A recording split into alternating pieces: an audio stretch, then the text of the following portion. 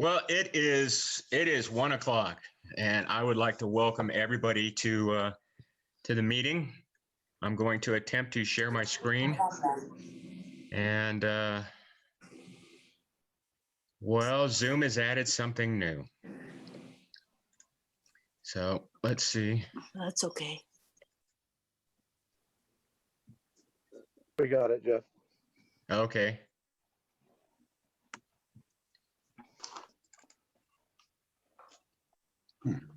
I think I had the same problem last time where once I go into Zoom, my mouse doesn't work and I have to use my pad here. So, but I think I've got it.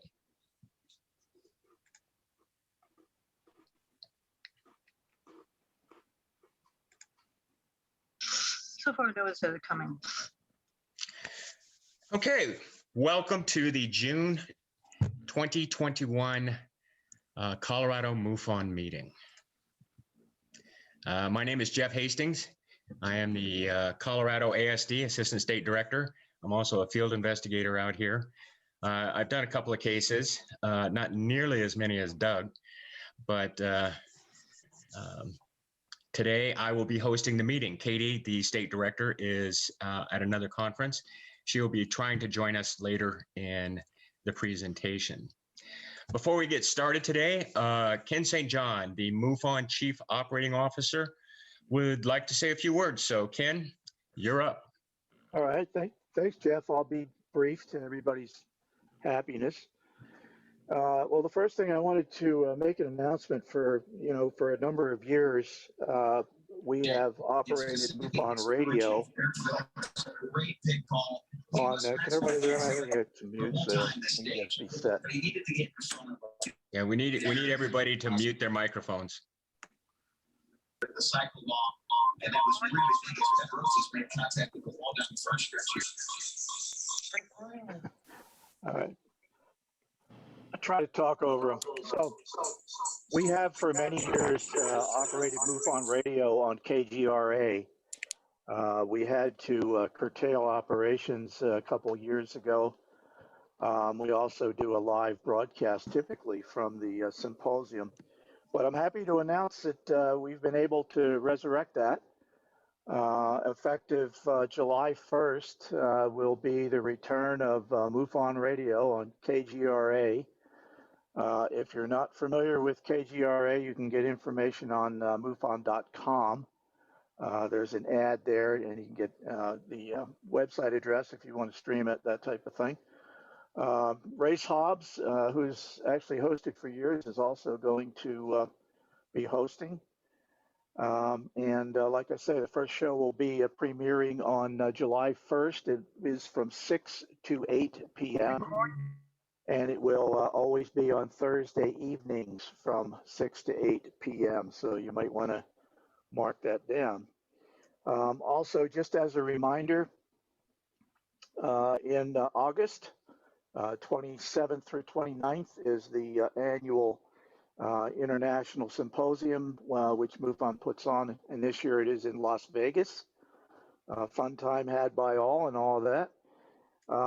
If you're interested, I know there are some FIs here already. I recognize you guys. We will have field investigator training on Thursday, which is, I believe, the 26th. We're trying hard to overcome the restrictions for the Area 51 tours, which would be on Thursday and Friday, 2 different tours. You can get more information at mufonsymposium.com. That's the official website. It's the same every year. And the other piece of information, I just wanted to congratulate our speaker today, Doug Wilson. Doug has moved into the position of Director of Investigations for MUFON. It's a position that's been around since the inception of MUFON, and he recently moved up into that role. So we're very pleased to have Doug satisfying the requirements of that role. And that's it for me, Jeff. I'll send it back to you, and congratulations to Doug. Okay. Well, again, congratulations, Doug. You've you've achieved another major milestone here. Okay.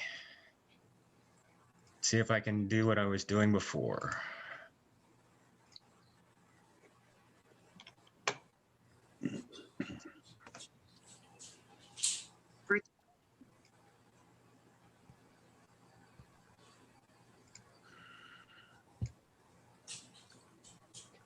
Thank you, Ken St. John. Okay, a little bit, there's a number of people here I don't recognize. If you're new and you kind of want to know what this whole MUFON thing is all about, and what we do. Well, what we do is we investigate UFO sightings. We collect the data, and MUFON has this huge database called CMS. And investigators from all over the world can access it, and it really helps, especially when you start to see a case and you kind of see it moving around. You can look all over the world, all over the United States, and track possibly even track a UFO across the United States. Our second goal is to promote research in an attempt to discover the true nature of this UFO phenomenon. And then lately, it's been getting a lot of press. So it's one of the things that we do. And then to educate the public on this phenomenon. One of the ways we educate the public is through these meetings. Nearly every state in the union has meetings like this. So we are accessible. Colorado MUFON, we're a chapter of the International MUFON, and currently we're doing Zoom meetings for obvious reasons, and hopefully by next month we'll be going to a hybrid version. And what that hybrid version is we'll have an in-person meeting along with a Zoom meeting. I just did something similar to that on another group that I'm with, and it actually went very well. It went better than expected. So I'm hoping for good things when we get around to it. Now, the best thing about these meetings, and it's kind of hard to do it on a Zoom meeting, but when we all get together, we can collaborate on a lot of things. We can talk about a lot of things, especially if there's a common sighting that's going on or a common phenomenon that's going on. It really helps to have these meetings. And of course, the public's invited, and we encourage you to attend our meetings. It used to be that we had asked for a $10 donation at the door. You didn't have to pay, but it really helps out our organization. We are a nonprofit organization, and things like the account for this Zoom meeting, our organization pays for it, and we need funds to help pay for stuff like that. So if you feel so inclined, you can go to comufon.org and you can become a member, or you can just donate, either one. If you're interested in a membership, if you're curious about the study of UFOs and how we actually do it, how we actually study UFO sightings and how we investigate them, if you want to become a certified field investigator, it's challenging, but it's doable. Or if you just want to help out, you can go to comufon.org and join. Any more information that you have any questions, you can either contact me, Katie, or go to comufon.org and get some more information. New and exciting stuff. CoMUFON, Colorado MUFON, has a YouTube channel. And it's been up and running since March 1st. And what we've done there is we've put, like this meeting's being recorded. So this meeting, and I've decided to kind of change it up a little bit. I'm going to do the full meeting, and then I'm going to post that. And then I'm going to put up a reduced meeting that is just the presentation. So in this case, it'll be just Doug's presentation. And that way, if you're interested in the presentation, you're not interested into listening to me, that's fine. I get it. That are up there, and you can watch it anytime. You can watch it for 15 minutes at a time. You can watch the whole thing. It's up to you. Now,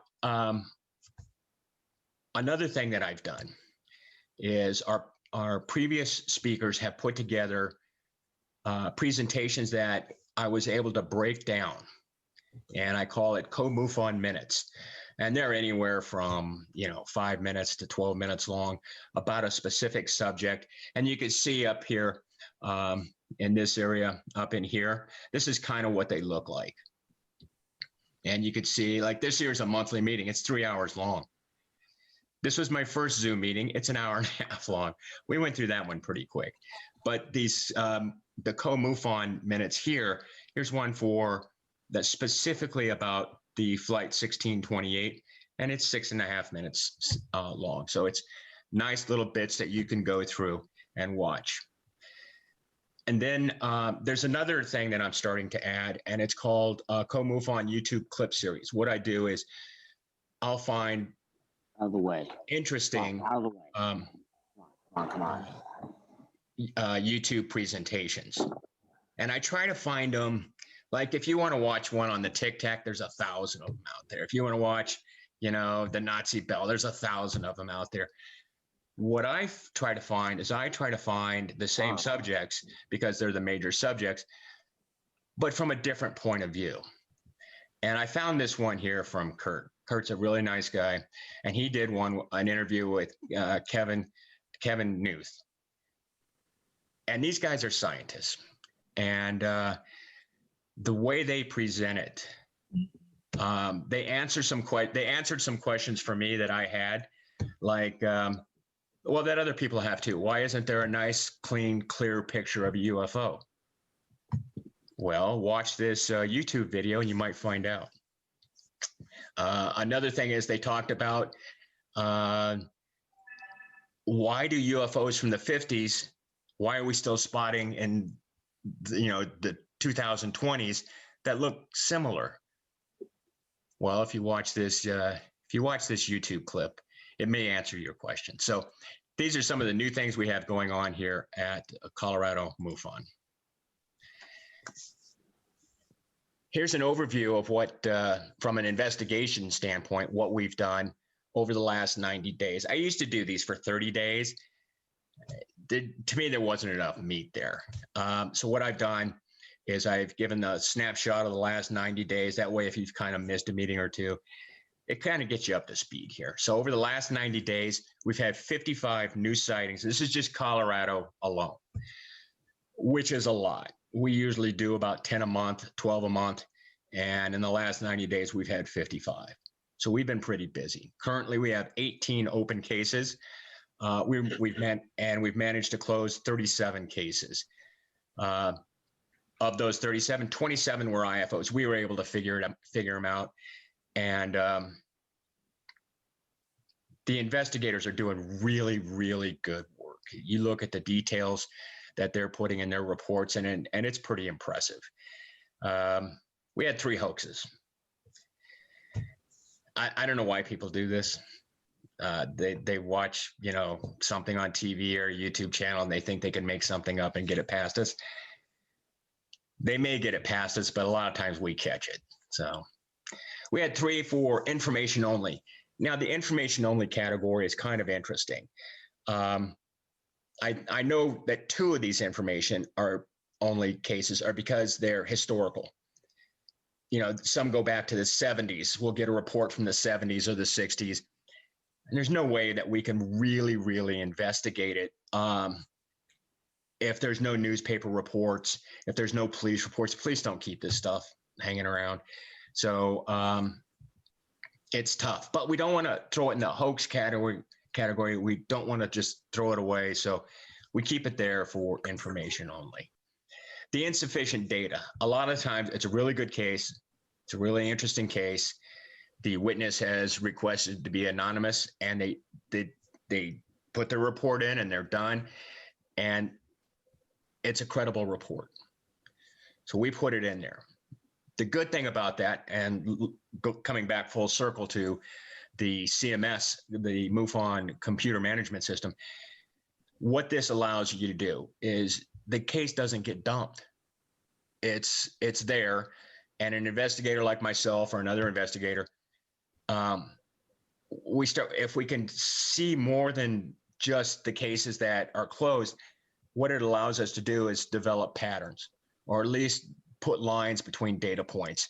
So sure, when this was initially closed, there was insufficient data. However, more data has become available.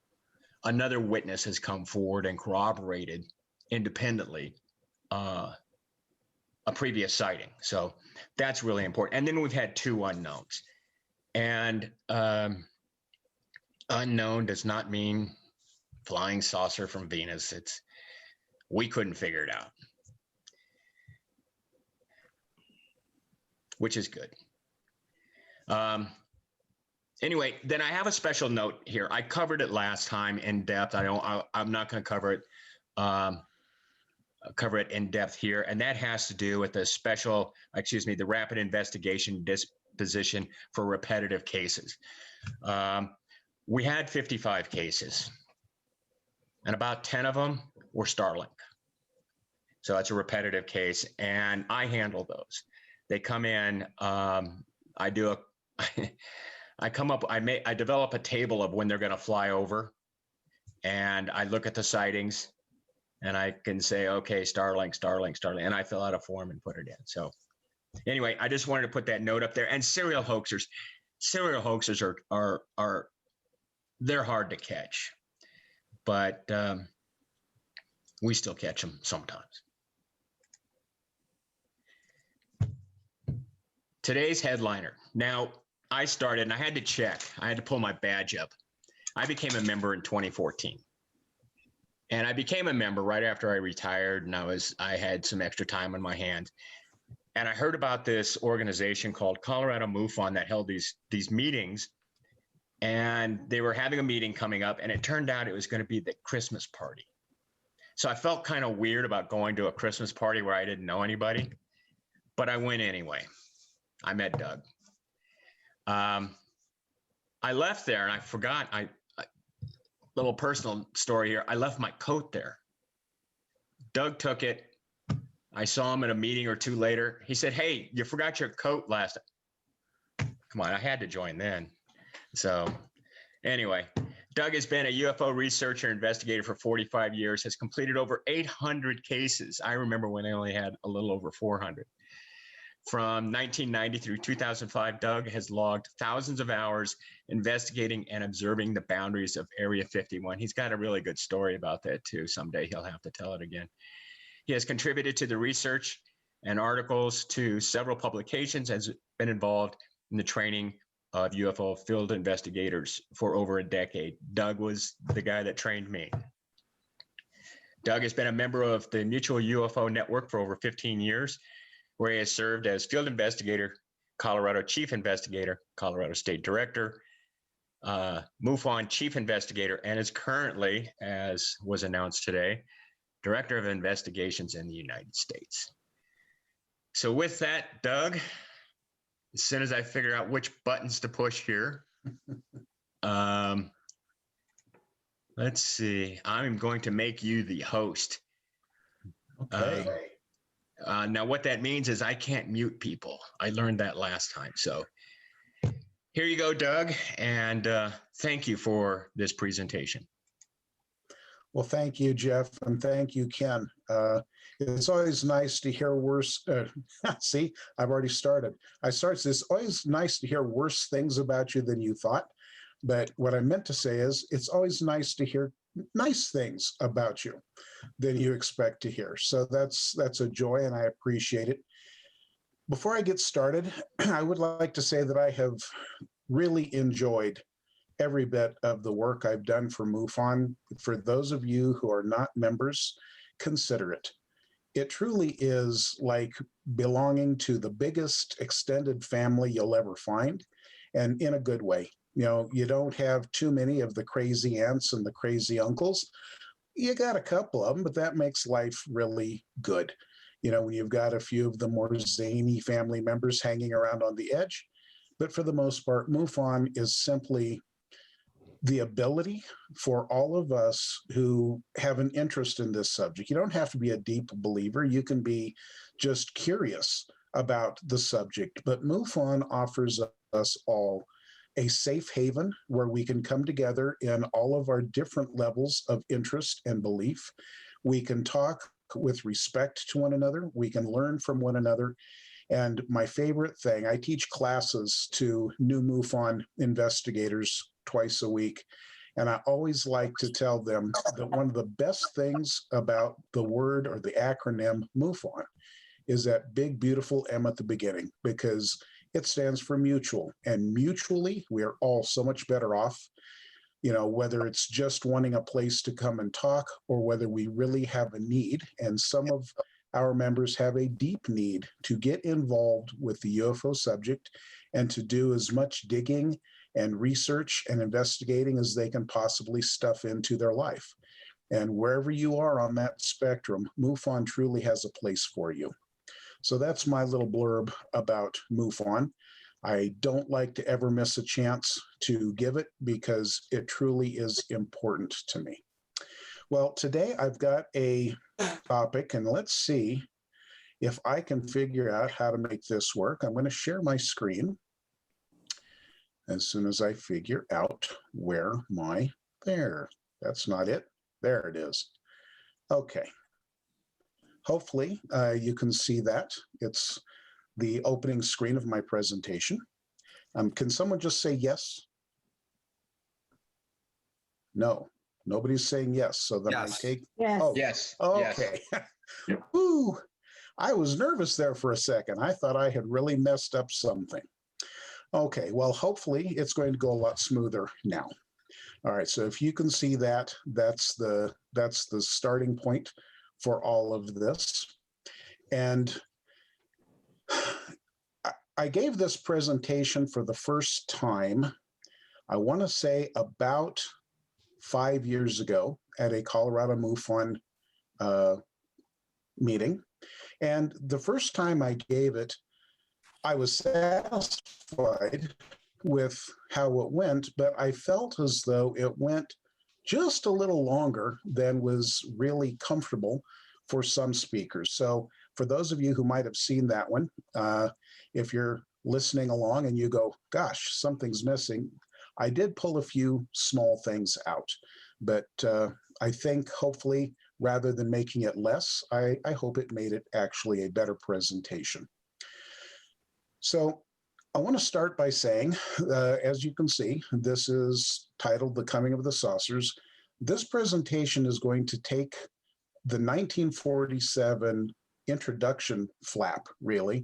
It was the first time in the United States that we had a really large flap, and the doggone thing lasted through a good part of the summer. And that's really what this presentation is about. Now, there's going to be some astute listeners who are going to say, you're missing a few really biggies. Well, I want to start by saying that I've intentionally left out two of the biggest UFO events of all time, both of which occurred in 1947. But I did this because I want you to really understand the impact of the 1947 event itself. And when you add in Roswell and others that kind of really overshadowed the scene at the time, you miss the importance of all the rest, because this truly was a time that kicked off ufology in the United States. It gave us so many cases and so much data that I want it to be basically just that. I try to have it for the spotlight with some other things. So I've intentionally left out a couple of things. And it's for the same reason that I do not go deeply into Project Sign at the end. Now, somebody's drawing pictures all over my screen. I've got, it looks like, I don't know if you folks can see it or not, but I'm seeing green lines marked all over. I hope that's not an indication that I've misspelled the title already. But anyway, so I just wanted to give that before I got going too far. All right, and now it's not advancing. Why are we not advancing here? Have I missed something? There we go. Hey, Doug, real quickly, Yes. as host, can you make yourself the highlighted person? That's a good question because on my screen, I've got everybody turned off except the presentation. Okay. Did Go to that do anything? Participants should pull it up and then you should be able to click on it. If not, just move Okay. forward. Yeah, also, Doug, you're not in slideshow mode. No, I'm not because my card, when I do that, it crashes. My video card. Well, I'm not seeming to be able to find that, Jeff. So is it too distracting? If it is, I can, well, let's see. I bet I can think through it. I'm supposed to be. Can I say, I'm not sure that it's going to fix this, but if you move your mouse towards the very top of the screen in the center, there is a little thing, it says view options. If you click on that, you can choose a side-by-side mode. So you have your screen with your presentation, and on the right, there is yourself as the speaker and everybody else. I'm not sure if I've just fixed that or not. Another option is this, on the very right corner, there is another button that says view. You can click on that and you can choose maybe side-by-side gallery or side-by-side speaker if people want to see you. Well, I found that, but it's not doing what you're describing. My So- screen's showing that Ken is the speaker. Have you Oh, already that's- discussed that? That's what I So- thought was his is highlighted. I'm not Yeah. finding You how to can also highlight mine. You can also click on exit full screen and it will minimize your screen, but you'll see everything else also.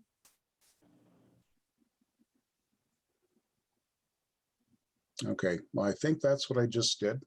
Did that improve anything for folks, or should I just? Or another option is to unpin Ken. Yeah, I'm gonna leave here. See what happens. I don't know how to unpin Ken. Ken probably wishes I would unpin myself sometimes. About that. No, You did it. no, that was me. I unpinned Oh. myself, I think. Okay, hang on. Right? There. Now I've pinned Rich. There we go. All right. Well, I think I'm pinned now. I feel like I should be going steady with everyone at this point. Of course, that's something that they don't do anymore, I guess. So anyway, now that I'm pinned, let's see if I can figure out how to get back to my program now.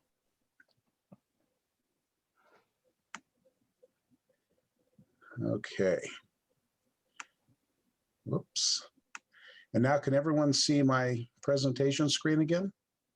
Or can anyone see my presentation Yes, we screen? can see it. We Yes, see it yes, in the, yes, the yes. slideshow mode, but we see Okay. it.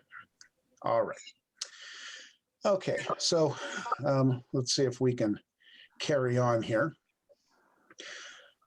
I always like to start with one of these little multi-image screens and talk just a little bit about what was it like at the time that we're speaking about here. We're talking about 1947. And if we take a little bit of a look at 1947 in the US at that time, Harry Truman was the president, and this was the year he launched the Truman Doctrine. It was a foreign policy whose stated purpose was to counter Soviet geopolitical expansion. It also introduced in 1947 was the Marshall Plan, an American initiative to aid Western Europe with over $12 billion in economic assistance to help rebuild Western Europe, the Western European economies left devastated by the war. So the US was really, we were reaching everywhere we could across the globe. We were trying to make things better here in the US as well as back in Europe. And it was a time of a lot of new things socially. The CIA was formed in September of 47, and the US Air Force officially became a separate branch from the Army that same year. February 21st, and I've just got a list here, so yes, I'm cheating a little bit.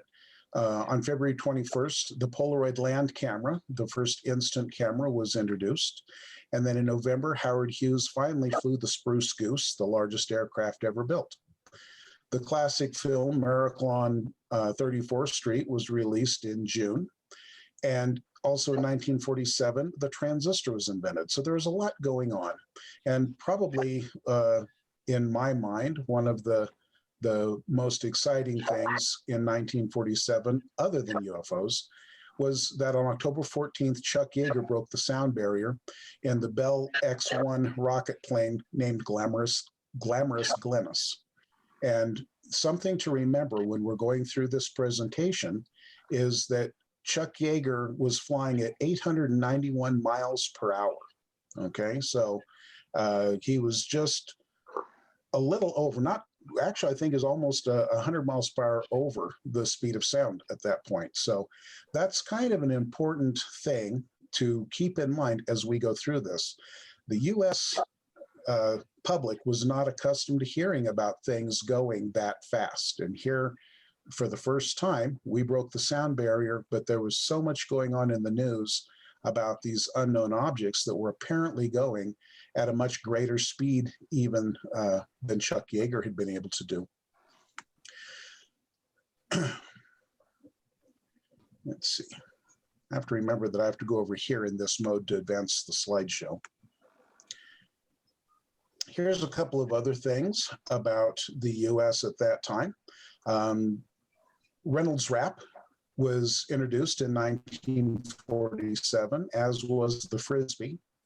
Snowballs, which continue to this day to be one of my favorite snack foods, was introduced in 1947. Nabisco introduced their wheat thins, and for the ladies in the group, Prel shampoo. And I don't know if anybody even uses Prel anymore. When I was growing up, it seemed like that was the big deal, was Prel shampoo. And for those of us who are young at heart, Bazooka bubblegum made its debut in 1947. But of course, as this slide indicates, there's a lot else going on in the world as well. The Cold War was just ramping up, and everybody had the atomic bomb very much on our minds. It was a time of a lot of growth. It was a time of opportunity, but it was also in the backs of everyone's mind was the knowledge that there was a Cold War ramping up. We didn't realize how much that was going to grow or how long it was going to last, but we certainly knew that something very large was looming on the horizon, and we knew that the atomic bomb was a very real possibility, and it was in everyone's minds. Now, of course, we had had UFO situations well before 1947. Probably one of the biggest to hit the national consciousness was the Battle of Los Angeles. And we've all known about that. We've studied the Battle of Los Angeles. We've even had a couple of different presentations about it here at Colorado MUFON. But, you know, to think that UFOs started in 1947, well, that would be, you know, of course, ridiculous. It did turn out to be the biggest watershed for UFOs that we had seen. I think I had a thought there, but it slipped, so we're just going to go ahead and move on. It happens when you get to a certain age. You just start to have these slippages, so to speak. So the first reported U.S. sighting of unidentified flying objects in 1947 occurred in April at Richmond, Virginia, when at 11 a.m. Eastern Standard Time, meteorologist Mazinski saw a silvery disk through a theodolite while tracking a pieball weather balloon. The object traveled east to west at less than 15,000 feet and appeared larger than the balloon itself. Now, previous to all of this kicking off, the NICAP database lists only 22 sightings reported for the whole year of 1946. And in fact, NICAP lists only 4 sightings reported in the U.S. prior to the month of June in 1947. So it definitely, there's definitely a lot of information that suddenly popped up. The second reported incident of 1947 was on May 5th near Seattle, Washington at 3:30 p.m. when a silver object was spotted streaking across the sky by 3 witnesses. The object was thought to have nosedived, and all of the witnesses thought that the object was most certainly going to crash. Before it seemed to hit the ground, the object disintegrated, leaving a long pillar of gas hanging in the sky. It's important to know that most of these sightings were in the press at the time. These were not things that just we learned about 20 or 30 years later, as we did with Roswell. Most of these cases were in the daily newspaper, at least in the local area. But as 1947 progressed, these sightings reports were listed nationwide in all of the major newspapers. Well, the third sighting that happened in 47 was on May 17th. And so you can see there's some considerable gap between these incidents. And on May 17th in Oklahoma City, Oklahoma, at 9 p.m., field engineer Savage saw a frosty, white, round, and flat object with a diameter to thickness ratio of 10:1. The object was the size of a B-29 and was traveling north at 350 degrees heading at an estimated altitude of 18,000 feet and traveling 3 times the speed of a jet. The fourth reported UFO sighting in 47 occurred the last week of May near Beaufort, South Carolina at 11 a.m. when a physician noticed a formation of 4 silvery disc-like objects flying overhead in a southeasterly direction at a terrific rate of speed. The discs appeared to be spinning on their axes and were at the estimated altitude of about 20,000 feet. Now, I know there's a lot of MUFON investigators listening to this presentation, and I know that there are some folks who may not be MUFON investigators, but who are very well versed in ufology. And I'm betting that many of you are noticing that as I read some of these statements, these are actually coming out of the newspapers at the time. I've been very fortunate in being able to research, and I don't mind name dropping once in a while. David Marler has an amazing collection of old newspapers, and he's very generous with his collection and his time. And he made it possible for me to actually lift right out of those newspaper articles of the time some of these statements. So I think that's pretty cool.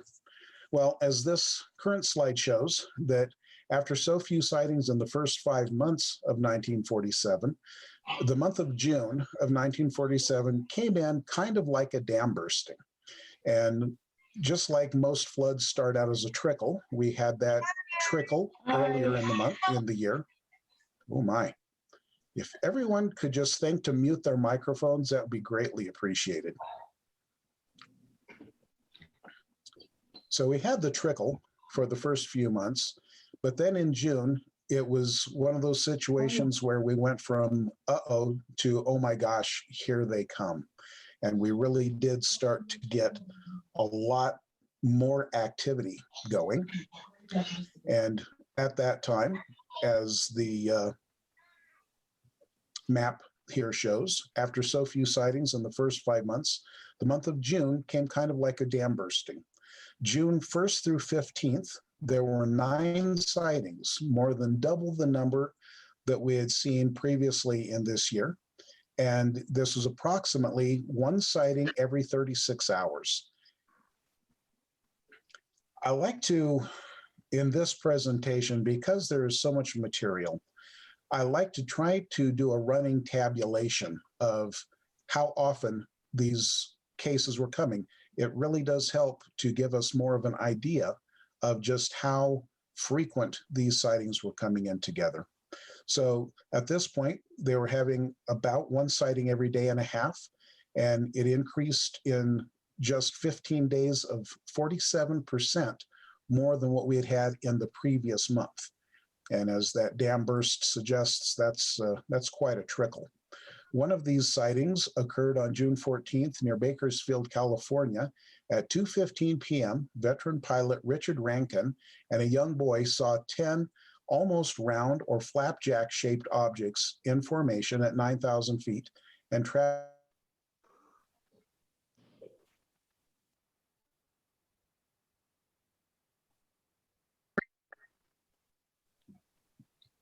Doug, you froze. I hear you.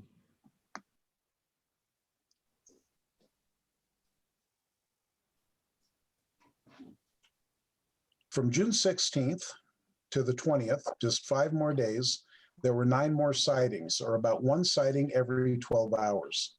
This was now 2 sightings per day for a 300% increase over the previous 15 days.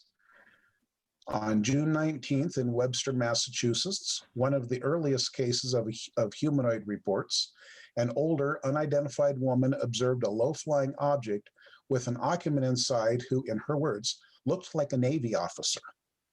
And some of these old newspaper accounts are really a lot of fun to read because people didn't know what to call these UFOs and their occupants at the time. You can really get a feel for just how people were kind of thinking about this new phenomenon. From June 21st to the 23rd, there were 11 sightings, or about 1 sighting every 6.5 hours. This came to an average of 3.5 sightings per day for a 200% increase over the previous 5 days. On June 21st, near Spokane, Washington, at 11:50 a.m., a civilian woman, Mrs. Overman, saw 8 shiny, silvery, and slim-bodied disc-shaped objects the size of a house flying at an estimated 600 miles per hour, traveling south-southwest at 7,000 feet altitude. These maps, I realize they kind of get to where they all look the same, but I do feel that it's kind of interesting for you to be able to see all of these different places on the maps where these sightings were coming in from. Now, June 24th, there were 19 sightings on this one day, or about 1 sighting every hour and 15 minutes. This was a 500% increase over the 3 previous days. The best known of the early cases occurred on this day, frequently credited as being the first or the one that started it all. But of course, it was neither. What it was is the most publicized and best documented case to date, with a very credible witness. It can also be said to have given us our first iconic representation of the phenomenon, the term flying saucer. And of course, this case was the Kenneth Arnold sighting. Would have been crazy of me to have left Kenneth Arnold out of all of this. Now, let's see. Nope, I just about made a mistake there with my notes. It was Kenneth Arnold who really, as I said, made the big splash. But what was about the Kenneth Arnold sighting that made it so different from those that went before and from many that came after was the man himself, the witness. The circumstances were certainly unique at the time, and the details were just unbelievable. There was so much detail that he was able to give us. And I'll start with the circumstances because the details kind of flow out from there. It was a perfectly clear day, and Arnold was flying at a little over 9,000 feet. He had the anomalies under observation for approximately 10 minutes, which, as you all know, is a very lengthy sighting for UFOs. And this allowed him sufficient time to make out details of the structured craft. Being above them, knowing his own altitude, and having the known height of the mountains gave a finite distance against which he could judge their size. And he had the fixed points of reference against which to time the speed of the UFOs. And so the circumstances simply could not have been better. I think I needed to advance a slide there that I might have forgotten. Hopefully it's not going to change things too much. So those are the circumstances. The man himself is about as unique to the situation as the circumstances were. What made him so well thought of, and what made him such an astute observer? Well, Kenneth Arnold was a man of many accomplishments. He took his first flying lesson at 16, and had logged more than 4,000 hours flying in mountainous country. He was a flying, traveling salesman of firefighting equipment. He was a field representative for the American Red Cross Life Saving Service. He was an active member of the Idaho Search and Rescue Mercy Flights. He was a deputy sheriff for the Ada County, Idaho Sheriff's Aerial Posse. And he was a relief deputy federal United States Marshal that was often called on to fly federal prisoners up to McNeil Island Federal Penitentiary. Kenneth Arnold was a man of high and well-deserved reputation, and his many hours of flying made him an astute observer. I'm going to take this moment to ask that folks please mute your microphones. I'm not sure what the situation really is there, but it's starting to almost get to the point where I'm wondering if folks can hear me. I'm hoping you can, but getting some rather odd feedback. Okay, so Tuesday, June 24th, 1947 was a crystal clear blue sky day, and Kenneth Arnold was preparing to take off on a flight from Washington to Yakima.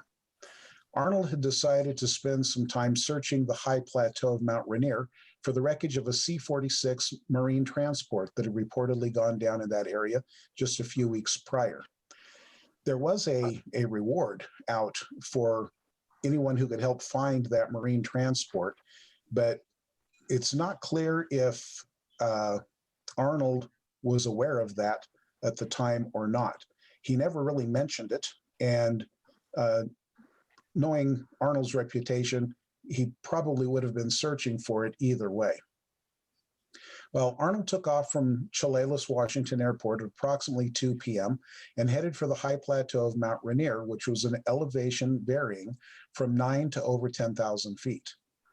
At about 2:55 p.m., Arnold settled in over Mineral, Washington at an altitude of approximately 9,200 feet. As he entered into a 180-degree turn, a bright flash suddenly lit up the surface of his aircraft. Fearing he had missed noticing the approach of another aircraft, Arnold spent the next 20 to 30 seconds urgently searching the sky all around in an attempt to determine where the flash of light had come from. Initially, he could only see a DC-4 that was far off to the left and to the south, which was to the rear of his position. And he felt sure that between the position of that aircraft and the sun, that was not where the flash had come from. So he continued searching the sky, and suddenly the flash happened again, and this time Arnold caught the direction from which it had come. Far to the left and north of his position, Arnold saw a formation of very bright objects approaching from the vicinity of Mount Baker. At a distance of about 100 miles, the objects were too small to detect any detail at first, or to even get an accurate count, but Arnold could tell even then that they were flying at a tremendous speed, and he assumed they were a flight of jets. His curiosity piqued. Arnold watched as they approached. Now, at that time, jets were an anomaly. Folks knew that they existed, but even Arnold hadn't seen many. And so to see a flight of jets, possibly going at full speed, was something that Arnold was not likely to just let go. Curiosity was, and so he watched as they approached. But then he could see they were on a heading of approximately 170 degrees and that they would pass directly in front of him. As they neared his position almost at right angles to Arnold, he could see the objects were flying very close to the mountaintops, traveling from north to south. He was able to count, ooh, that didn't sound healthy. I hope nobody got hurt.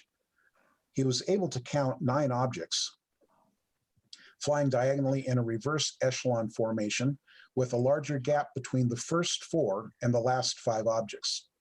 He could see the objects' outlines plainly as they flipped and flashed along against the white snow and the blue sky. Still thinking he must be observing a flight of jets, he was surprised at not seeing any tails on the craft. Realizing he was in an excellent position to clock their speed, he determined to try. The giant bulks of Mount Rainier and Mount Adams offered a perfect point of reference. As the first craft in the formation passed the snow-based cleft of Mount Rainier, the second hand on Arnold's clock was approaching the top of the dial and offered him a perfect opportunity to start counting. The time was within a few seconds of 1 minute to 3. And again, I think I missed advancing my slide here.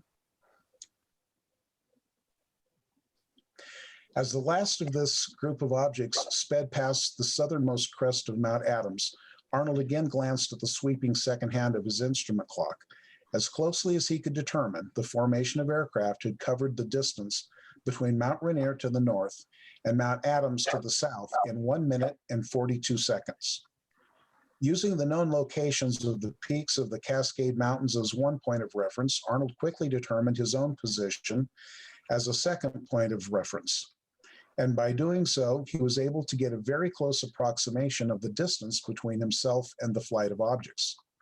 Using these figures, and more gathered later when he could fly the route he had observed the objects take, Arnold was able to get a good estimate of the size of the objects and allowed him to determine the formation was about 5 miles long. Well, as you can imagine, Arnold was fascinated by this flight of craft. Whoops, I think no, it's all right. Advancing at one more will catch us up maybe. They didn't fly like any aircraft he'd ever seen before. Their echelon formation was backward from that practiced by the Air Force, as the first craft was at a greater altitude than those behind it, and all craft followed at an altitude slightly lower than the one before them. They maintained a definite formation, but there was an odd irregularity to their motion. Arnold described this as being like the motion of a speedboat on rough water, or, and some said this is where the term flying saucer came from, they flew like a saucer would if you skipped it across the water. In addition to this vertical bobbing motion, each craft continually rocked side to side, alternately tipping its wings. It was a side-to-side motion that resulted in the periodic blue-white flashes as the sun reflected off the highly polished surfaces of these craft. And while, while holding to their north to south course, the craft swerved in and out between the high mountain peaks of the Cascade Mountains between Mount Rainier and Mount Adams. I think we can, there we are. Oops. Still thinking this must be a flight of some kind of new jet, Arnold was eager to get to Yakima and tell some of his friends at the airport there what he had seen. Pilots and others who work at airports love to talk about airplanes and aeronautics, and this was as true in 1947 as it is today, possibly even more so. But in 1947, there was a lot more conjecture and anticipation about new aircraft than there is today. By the end of the war, Germany had great success in experimenting with both jet and rocket power. And since the end of the war, the US had showed great determination in advancing our own forms of propulsion. On June 19th, just 5 days earlier, United States Army Air Force Colonel Albert Boyd had set a new official world airspeed record of 623.62 miles per hour in a Lockheed P-80 Shooting Star. As he had headed for Yakima, Kenneth Arnold hadn't done more than rough estimates on time and distance, but he felt sure that this formation of strange craft had been traveling in excess of 1,000 miles per hour. At about 4 o'clock in the afternoon, Kenneth Arnold landed at Yakima and relayed his experience to Mr. Al Baxter, general manager of Central Aircraft, and several other pilots. No one seemed to doubt the story, even at Arnold's enthusiasm, but they all wondered whether or not it could have just been a flight of guided missiles from Moses Lake. And I think it's time to, there we go.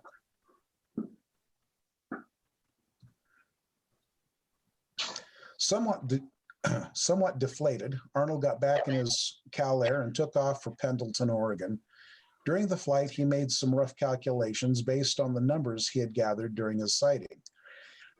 He didn't feel that he had seen a flight of rockets, but at the same time, the speeds that they had been traveling at seemed outrageous enough that he couldn't help but give some credence, at least, to this idea. Later, he was known to have said that he really would have preferred that what he had seen was a flight of some new type of jet aircraft. The idea of having seen a flight of missiles was somehow more disturbing to him even than the idea of having seen a UFO, which, of course, at that time, he wasn't even thinking.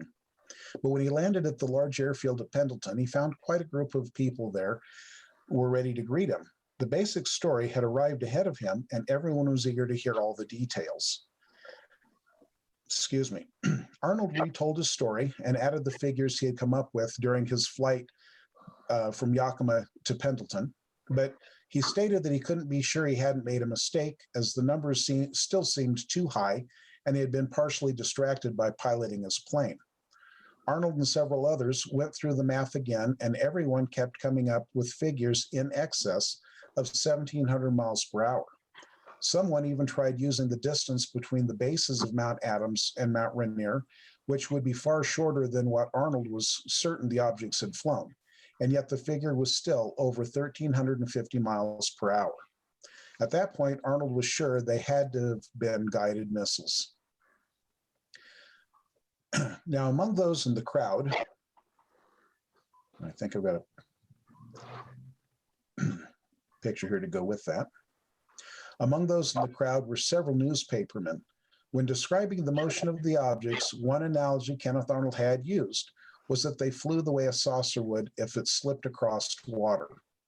One of the newspapermen are alleged to have translated this into flying saucers. And here in this newspaper article, I don't think this one came from David Marler's collection. His are usually the newspaper themselves, and they come out much clearer. I'm still trying to find a copy of that one, but here's the original mention of flying saucers. Now, on June 24th, the day that Arnold had saw his formation of 9 discs, there was a sharp increase in the number of UFO sightings from 6 on the previous day to 20 on the 24th. All but 2 of these occurred in the Pacific Northwest. Half were of multiple objects, and one may have been a ground confirmation of Arnold's own sighting. Even Lieutenant Governor of Idaho reported a sighting that day, and a few other sightings that occurred on this day, the 24th, are: a little after noon, a man driving down a remote rural road near Pendleton, Oregon, became aware of a loud humming sound. Cresting a rise in the road, he saw in a field to his left a large disc-shaped object hovering about 6 feet off the ground. Beneath the disc were 2 short figures wearing green suits and white helmets. The figures suddenly vanished, and the craft instantly shot towards the Columbia River, making a wide circle when they flew back towards the mountains. Now, as I mentioned earlier, this wouldn't have been the first sighting of humanoids related to UFOs, but it certainly is one of the earlier ones. At 1:50 p.m., Charles Castle, age 60, was walking along a highway about 12 miles. Okay, can we please mute the microphones? Hey, hold on a second, Doug. Prudy Parsons. Prudy Parsons, can you please mute your microphone? We're hearing every sound from your area. Thank you.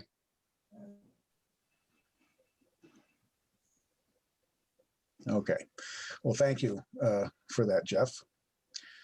So anyway, getting back to Charles Castle, he was walking along the highway about 12 miles east of Joliet, Illinois, when he spotted 9 speeding discs in the air. He described them as a string of flat circular objects at extreme speeds. Castle said he could see no connecting link between them, but they acted as though the leading disc was somehow controlling the others, because when it flipped, the others flipped, and when it would right itself, the others would right themselves as well. They appeared to be at a high altitude and traveling north to south. Then at 2:30 p.m. near Richland, Washington, L.G. Brenner, observed 3 flat objects that were flying faster than a P-38. The object's trajectory was on a level course to the northwest. It's always interesting when these newspaper articles reference known aircraft of the time. It really helps to solidify, at least in my mind, how knowledgeable the public was about our aircraft. At about 3 p.m., a member of the Washington State Forest Service was on fire watch at the Lookout Tower in Diamond Gap, a small settlement near the town of Salmon, Washington, just south of Mount Rainier. He noticed what he described as flashes in the distance, quite high up in the east. He said that they seemed to be going in a straight line, and he thought he could hear a noise higher pitched than an airplane. That is the one, incidentally, that has been thought to have possibly been a ground confirmation of Kenneth Arnold's observation. Just about the time that Kenneth Arnold had his sighting, Fred Johnson, a prospector, was on Mount Adams when he observed 5 or 6 disc-shaped craft flying over the Cascade Mountains. He said they were round with a slight tail and about 30 feet in diameter. They were not flying any sort of formation, and as they banked in a turn, the sunlight flashed off of them. As they approached, Johnson noticed that his compass began to spin wildly. When the objects finally vanished into the distance, the compass returned to normal. These images that you see on your screen, these are representative of the objects reported during the summer of 1947. And as can be seen here, many were strikingly similar. At the top left is the object seen by Mrs. Elvira Forsyth of Seattle, Washington. Top right and at the bottom are from the July 7th Phoenix, Arizona photograph taken by William Rhodes. This has become one of the more famous images. And if I'm not mistaken, those photographs were studied by the Condon Committee in Colorado in 1968. And of course, the 2 different objects seen by Kenneth Arnold are shown here as well. I always thought it was interesting that most of the time, when you read about Kenneth Arnold's sighting, you don't really get the impression that there were 2 different types of objects seen. And initially, he intentionally left that point out. And later he said that it was because he wanted to make sure that he had something that he knew about his own sighting, so that when other people started trying to be hangers on, as he put it, he would have the ability to know who really knew the stuff and who were making things up. Because if they knew the facts, or if they had seen something similar, then he figured that they would have seen 2 different types of aircraft. Well, between June 25th and 26th, 20 new sightings were reported, or about 1 sighting every 2.5 hours. These sightings were spread fairly evenly across the country. So we're really picking up speed here. And there have been some suggestions, at least, that it was in part due to Kenneth Arnold's sighting that we had so many suddenly seem to be showing up all across the country in such rapid succession. Well, June 27th and 28th had 32 sightings, or about 1 every hour and a half. This average was still less than the average for June 24th. On June 27th, at Woodland, Washington, 2 groups of loosely bunched objects were observed rocking back and forth as they flew silently overhead. The report was phoned into the Portland, Oregon Journal at the late that same afternoon by witness Clyde Homan. On June 28th, approximately 30 miles northwest of Lake Mead, Nevada, at 3:15 p.m., Army Air Force pilot Lieutenant E.B. Armstrong from Brooke Army Air Force Base, San Antonio, Texas, was flying an F-51 fighter at 6,000 feet when he saw a tight formation of 5 to 6 white circular 3-foot objects off his right wing, headed east-southeast at 6,000 feet altitude and doing at least 285 miles per hour. Now, you'll note that I am saying Army Air Force because the Air Force wouldn't become the Air Force for about another month. So a lot of these old newspaper articles definitely pin it down very nicely to what month these sightings were in. June 29th and 30th had 25 sightings, or about one sighting every 2 hours. This brought the total for the month of June to 128. June 29th, about 20 miles east-northeast of Las Cruces, New Mexico, at about 1:15 p.m., rocket scientist engineer Dr. Carl Zahn of the Rocket Sonde section at White Sands and another scientist, Curtis C. Rockwood, and his wife, and a White Sands technician, John R. Coop, were driving in a car from Las Cruces to White Sands Proving Grounds, headed northeast when they saw to their right, or the east, a rotating silvery or shiny disc or sphere with no appendages, wings, tail, or propellers. It was reflecting sunlight as it crossed the sky at a high speed heading and about 8,000 feet altitude when it suddenly disappeared in midair in clear cloudless sky. They had observed it for nearly 60 seconds. Now, it was exciting stuff, I'm sure, to read in the paper where these rocket scientists were actually seeing this sort of thing. Now, it's the sort of information that later, after we had several other incidents, that we wouldn't have gotten that kind of information. Well, July started off, and July 1st and 2nd set a record with 47 sightings in just 2 days. This is just less than a sighting every hour. July 2nd had 7 sightings in the Los Angeles area. July 2nd near Roswell, New Mexico at 9:50 p.m., pharmacist Dan Wilmot, his wife and son Paul, were at home in downtown Roswell when they observed a fireball come from southeast directly or almost directly overhead, heading towards and disappearing over 6 Mile Mountain at an azimuth of about 306 degrees. And there have been many folks who have connected this to the Roswell crash, believing that this might have been the sighting of the Roswell craft before, of course, the incident would have occurred. There we go. July 3rd set a new record high with 27 sightings in a single day. The new average now was 1 sighting every 53 minutes. During the 5 weeks from June 1st through July 3rd, sightings had been made in at least 36 states and 3 Canadian provinces. Yet a UP story from Chicago, dateline July 3rd, headlined a rundown of reports with the headline "Flying Saucer Seen Over 8 States." So I think whoever wrote that article must have missed something there. An AP account from Washington on the same date was a little closer to the truth. It reported that sightings had been made in 10 states. With the increase in sightings from July 1st through July 3rd came the expected increase in additional comment and official statements. July 3rd, South Brooksville, Harborside, Maine, at 2:30 p.m., astronomer John Cole heard a roaring noise overhead and observed about 10 very light-colored 50 to 100 foot wide objects to the north at about 50-degree elevation, flying in formation and moving like a swarm of bees to the northwest at about 1,200 miles per hour. The formation moved through about 30 degrees of arc at about 20 miles distance. The sighting lasted 10 to 15 seconds.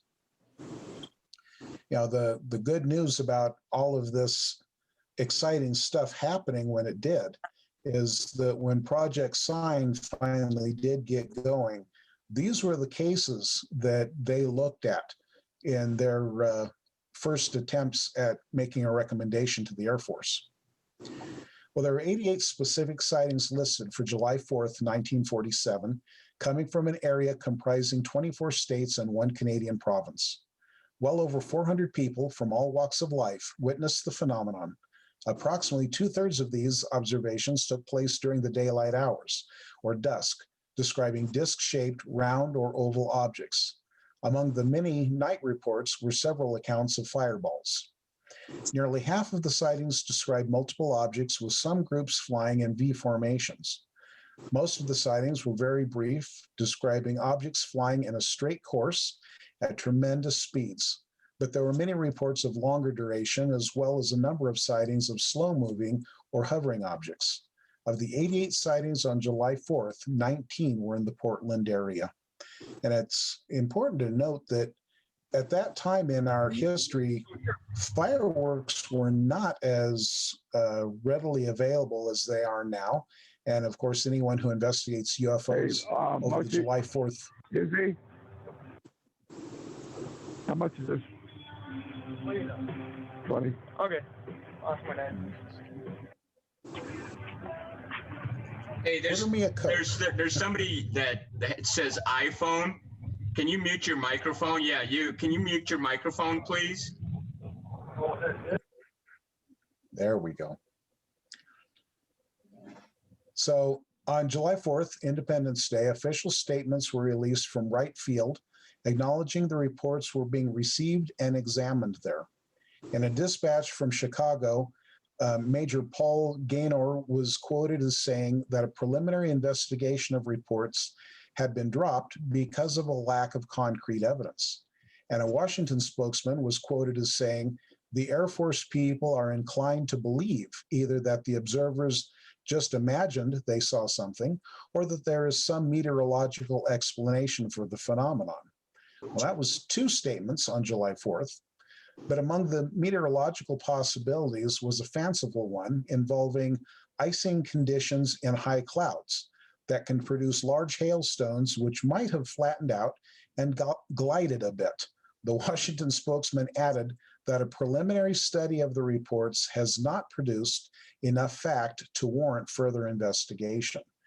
So as we can see, even at this early date, we were getting some pretty interesting statements out of the government. But conversely, a report from Wright Field on the same day stated that officers of the Army Air Force Air Materiel Command at Wright Field were asked by General Carl Spaatz, the Army's air commander, to check on the reports and try to ascertain what the discs are.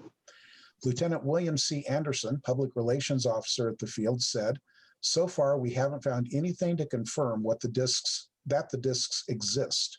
We don't think they're guided missiles. As things stand right now, it appears to be either a phenomenon or a figment of someone's imagination. According to these spokesmen, the investigation at Wright Field was continuing in spite of what spokesmen in Washington were telling the press. These contradictory official statements established the ground rules and set the tone that would characterize the Air Force's handling of the subject for the next 20 years, demonstrating clearly that its primary concern was not one of scientific investigation, but rather one of public relations. Within 24 hours after the release of these official statements, events would begin to take place that would leave everybody, civilians and military personnel alike, scrambling for answers.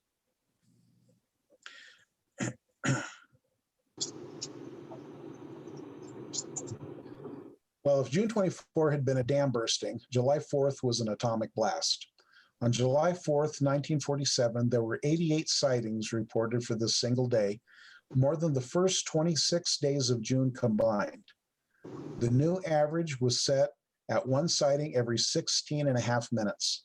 Reports of sightings coming almost simultaneously from hundreds of bewildered citizens were made to newspapers and police stations all over the country, from Southern California to New Brunswick, and from Louisiana to North Dakota.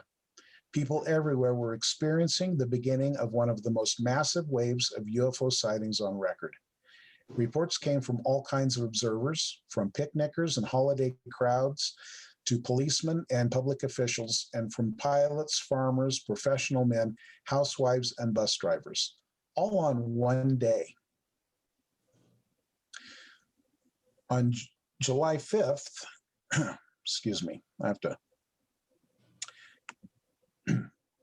On July 5th, 1947, Kenneth Arnold landed his little Cal Air at Boeing Field to gas up.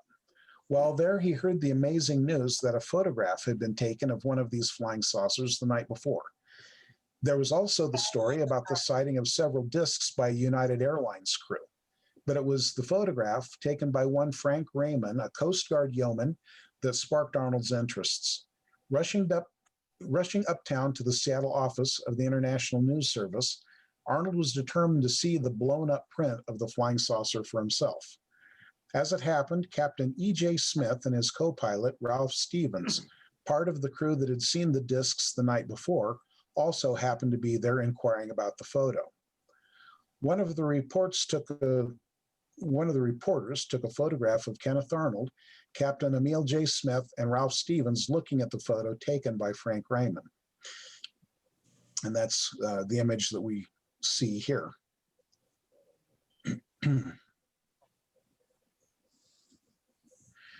This is the photograph taken by Frank Raymond, a Coast Guard yeoman, at 5:45 p.m. on July 4th, 1947. Raymond stated that the object was moving across the wind, and after viewing the photo, Smith and Stevens told Arnold about their sighting of the night before. And I think I've got behind again. Here we go.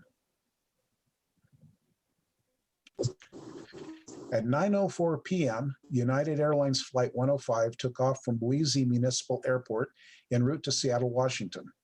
The aircraft was a DC-3 mainliner transporter, and at the controls were Captain E.J. Smith and First Officer Ralph Stevens. About 8 minutes after takeoff, at an altitude of 7,100 feet, flying northwest on a heading of 300 degrees, co-pilot Ralph Stevens drew Captain Smith's attention to 5 flat, circular-shaped objects flying in loose formation to the left of the DC-3 on a heading of about 290 degrees over Emmett, Idaho. After a few moments, Captain Smith called stewardess Marty Morrow to the cockpit. They did not tell her what they were seeing, but asked her to look and tell them if she saw anything unusual. Upon looking through the window of the cockpit, she later stated, "I exclaimed, 'Why, there's a formation of those flying discs.'" As the crew continued to watch,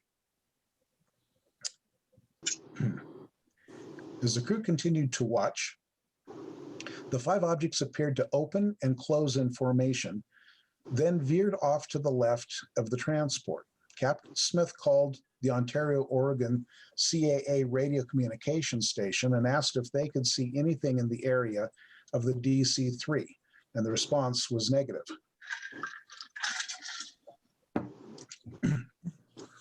While Captain Smith was talking to the tower, First Officer Stevens informed him that the objects had passed out of sight to the west. A moment later, 4 more similar objects approached the DC-3. 3 flew together, and the 4th somewhat further away and at a higher altitude. By this time, the transport had reached 8,000 feet altitude and was approaching the Blue Mountains near Pendleton, Oregon. These 4 objects stayed slightly above the DC-3, and the 3 objects that were flying together seemed to merge, to disappear, and then come back into sight. All 4 accelerated into a climb and then vanished to the west. The crew was positive that the 9 objects were neither fireworks, reflections, smoke, nor any other aircraft they were familiar with. The crew had no points of reference, so they could not estimate speeds of the objects, but they did get a good enough look at the objects to be certain they were circular, flat on the bottom, rough on top, and were larger than the DC-3 transport. The sighting lasted about 12 minutes.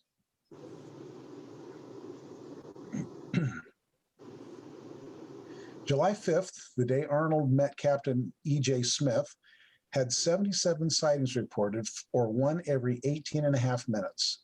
Several locations had multiple sightings. July 5th, Seattle, Washington, at 12:40 p.m., Sergeant Rainer Kane, USMC, reported 2 objects like footballs. One banked slightly at about 8,000 feet, then shot up and out of sight to the north. The second one, seen about a minute later, was wobbling and headed north, climbing slowly out of sight. Of the 77 sightings on July 5th, 9 sightings occurred in the Bay Area of Washington and Oregon. The map we see here. There were 157 sightings on July 6th, more than the entire month of June. The new high average was approximately a sighting every 9 minutes and 20 seconds. By this point, new high numbers of sightings had become commonplace. But if the numbers weren't exciting anyone, the sightings certainly were. There we go.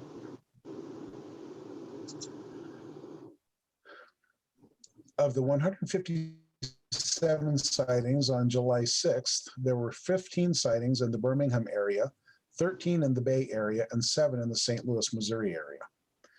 Well, July 7 broke the previous day's record with 160 sightings. The new average was one sighting every 9 minutes.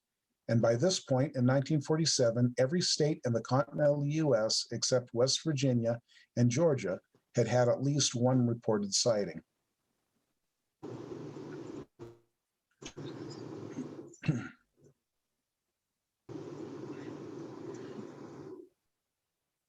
July 7th, Muroc Army Airfield, California at 10:10 a.m., Army Air Force experimental test pilot Major Joel C. Wise was powering up an XP-84 jet on the runway when he looked up where others were looking and saw to the north a yellowish-white sphere about 5 to 10 feet in diameter oscillating in a forward whirling motion without losing altitude. It was at about 10,000 feet, moving west to east at about 200 to 225 miles per hour.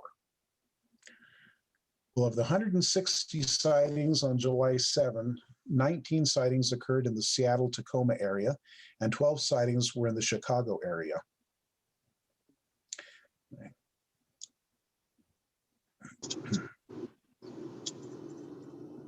Bring us up to speed here on our slides. Hey, Becky, real quickly. Becky, I think you've lost the mute on your phone.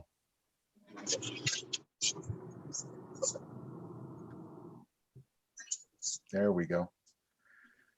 Well, July 8th saw slightly fewer reported sightings, with only 90 sightings in a 24-hour period. The average was back down to one sighting on average for every 16 minutes. And Roswell, of course, was counted in on this day. July 8th, Muroc Army Airfield, California, at about 12 noon, Army Air Force experimental test pilot Captain John Paul Strapp, Mr. Lenz from Wright Field, and 2 others in an observation truck at Area 3 of Rogers Dry Lake for a P-82 ejection seat test, saw a round silver or aluminum white object, at first thought to be a parachute, about 25 feet wide, falling from a height below 20,000 feet of the test aircraft. The object drifted horizontally toward Mount Wilson to the south at less than 50 miles per hour, which, when close to the horizon, appeared to have an oval outline with 2 thick fins or knobs on the upper surface that seemed to rotate or oscillate. The object slowly disappeared below the mountaintop into the distance after about 90 seconds of observation.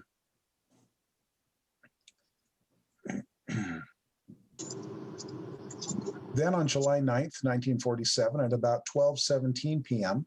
Pacific Daylight Time, Dave Johnson, the aviation editor for the Idaho Statesman and a former B-29 pilot, was flying a National Guard AT-6 airplane at 14,000 feet over Anderson Dam, a few miles east of Boise, Idaho, when he observed a black disc-shaped object which stood out against the clouds.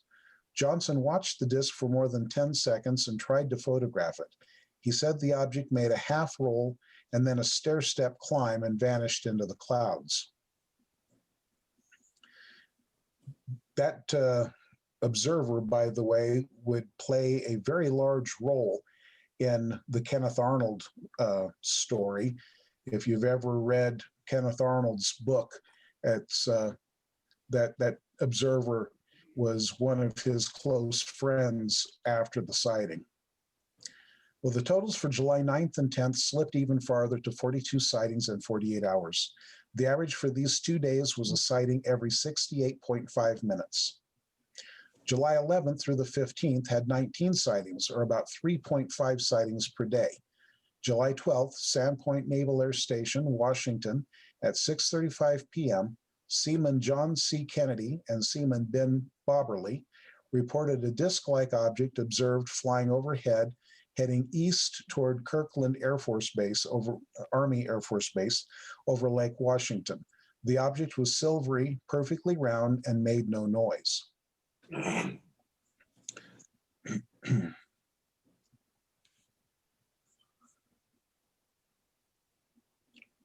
Kenneth Arnold, Captain Emil Smith, and Dave Johnson were each asked to send a detailed description of what they had seen to the commanding officer of Wright-Patterson Field, Dayton, Ohio, and were subsequently interviewed on July 12th through the 14th by two representatives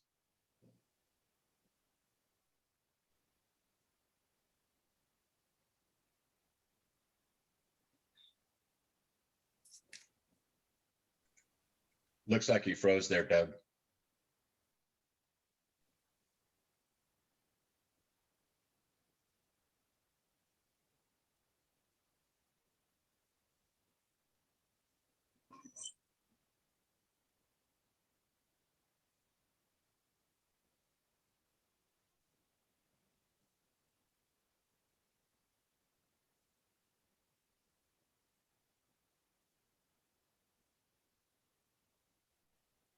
Am I back, Jeff? Yeah, I think you just jumped back in here. Okay. Let me. Not sure what happened there. Let's. I think you're still the host. Okay. Can you see the presentation slide? No, no. We're on No. multi-screen. Okay. Okay. Well, let me see if I can fix that. I'm not sure what happened, but. Well, you know what? It's Try 2:20. again. It's 2:26. You want to take 5 minutes here? Yeah, let's do that. Let's take 5 minutes, and when everybody comes back, we'll try to resume this situation. Okay. Actually, I think did the screen come back up? Yes, it did. Okay. All right. I'm not going to touch anything. We'll take 5 minutes, and hopefully when we come back, everything's going to be the way it's supposed to be. Okay, that sounds good. And there's in the beginning, I'm just going to talk here for a couple of minutes. But in the beginning, I was talking about the Co-MUFON YouTube channel and that the interview, the Kurt Jumongi interview with Kevin Newt. There's one thing that Kevin talks about that kind of all interrelates with each other, and it has to do with spinning compasses. Why can't you take a clear photo of a UFO? And how did they shut down all the nuclear missile installations? Well, if you watch that video, he presents a very interesting theory that the second he said it, it all made sense to me. So anyway, I just wanted to plug the Co-MUFON YouTube channel there. Sounds like a great program. I'm going to have to try to catch that one. And it's from a different perspective that that I've seen, and I watch a lot of UFO stuff. So, and Kurt actually has a interview coming up with Luis from ATIP, and it'll be interesting to see his approach on the interview, because of course Luis has been interviewed by everybody, so it'll be interesting. The way he approaches an interview is just I really enjoy.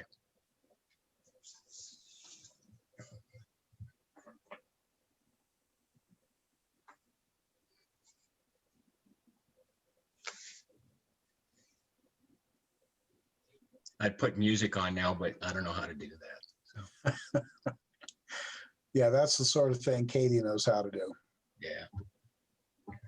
I can edit video. It's just this whole Zoom thing is new to me. Well, I think it changes somewhat. It's not quite the same as it was when I started using Zoom about maybe almost 2 years now. Yeah. Well, it's changed in the last 60 days. Yeah. One of the things is you can change the printout of your name, which you couldn't do that before. And there's just other little subtle differences. Well, I'm lucky if I can get my name replaced with a bad photo. So I'm not going to try changing how it's printed. Well, Katie owns the account for this Zoom. So if I put myself on hold or stop the video, it's Katie's picture that pops up. So well, she knows how to publicize. yeah, she's doing a good job of it. Yeah. And for those of you that don't know, Katie actually wrote a book, and it's a very good book. If you want more information on that, just let me know. Yes, it is a good book. Yeah. And I think she's got a second coming out before too much longer, doesn't she? I've heard, but I don't know the details of it. Yeah.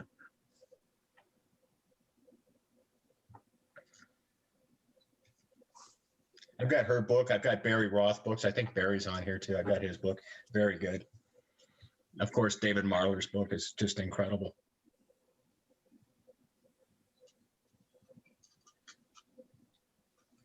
Well, it has to be said that most of the books written by MUFON folks do tend to be very well written and very enlightening. Yeah. So I think that's kind of a point for anyone who's just getting into the subject or considering becoming a MUFON investigator is read some of the books that have been put out by MUFON investigators, and it'll give you a good idea as to what kind of folks we have. I will agree with that. Speaking of books, Mr. Assistant State Director. Yes, sir. I've got 6 cartons of books that I'm going to be delivering to you in July. I'm looking forward to it. What I want to do is I want to come up with a summary of all those cartons of books of places in the U.S. Of high strangeness, because one of the problems I have, I travel around a lot now, and simple question: where are the ley lines? Yeah, try to find a definitive answer on that. Good luck. Yeah, so anyway, I want to come up with a synopsis of places of interest in the U.S. Well, I think Rich and Deb got the complete set of there's 2 different sets of books on high strangeness, and it goes state by state. Yep. So when you get to a point where you want to start trading books amongst you folks, Deb and Rich have got 2 complete different collections of books, but they've got 2 of them in the books that I delivered to them here a couple of months ago. So, okay. Well, I think our 5 minutes is just about up. So, let's get back into it. And I don't want to put any pressure on you, Doug, but tonight is it's a hard 4 o'clock, 4:15 type situation. Oh, see how you are. Okay, well, that means I'm going to have to get my jaws flapping a little quicker. Okay. I think we'll be doing okay. I'll watch my clock here. So, all right, if everybody's back and we're ready to resume, and I'm assuming that the slideshow was still up, Jeff, is that correct? All right, great. Then we're just going to go ahead and pick up where we left off.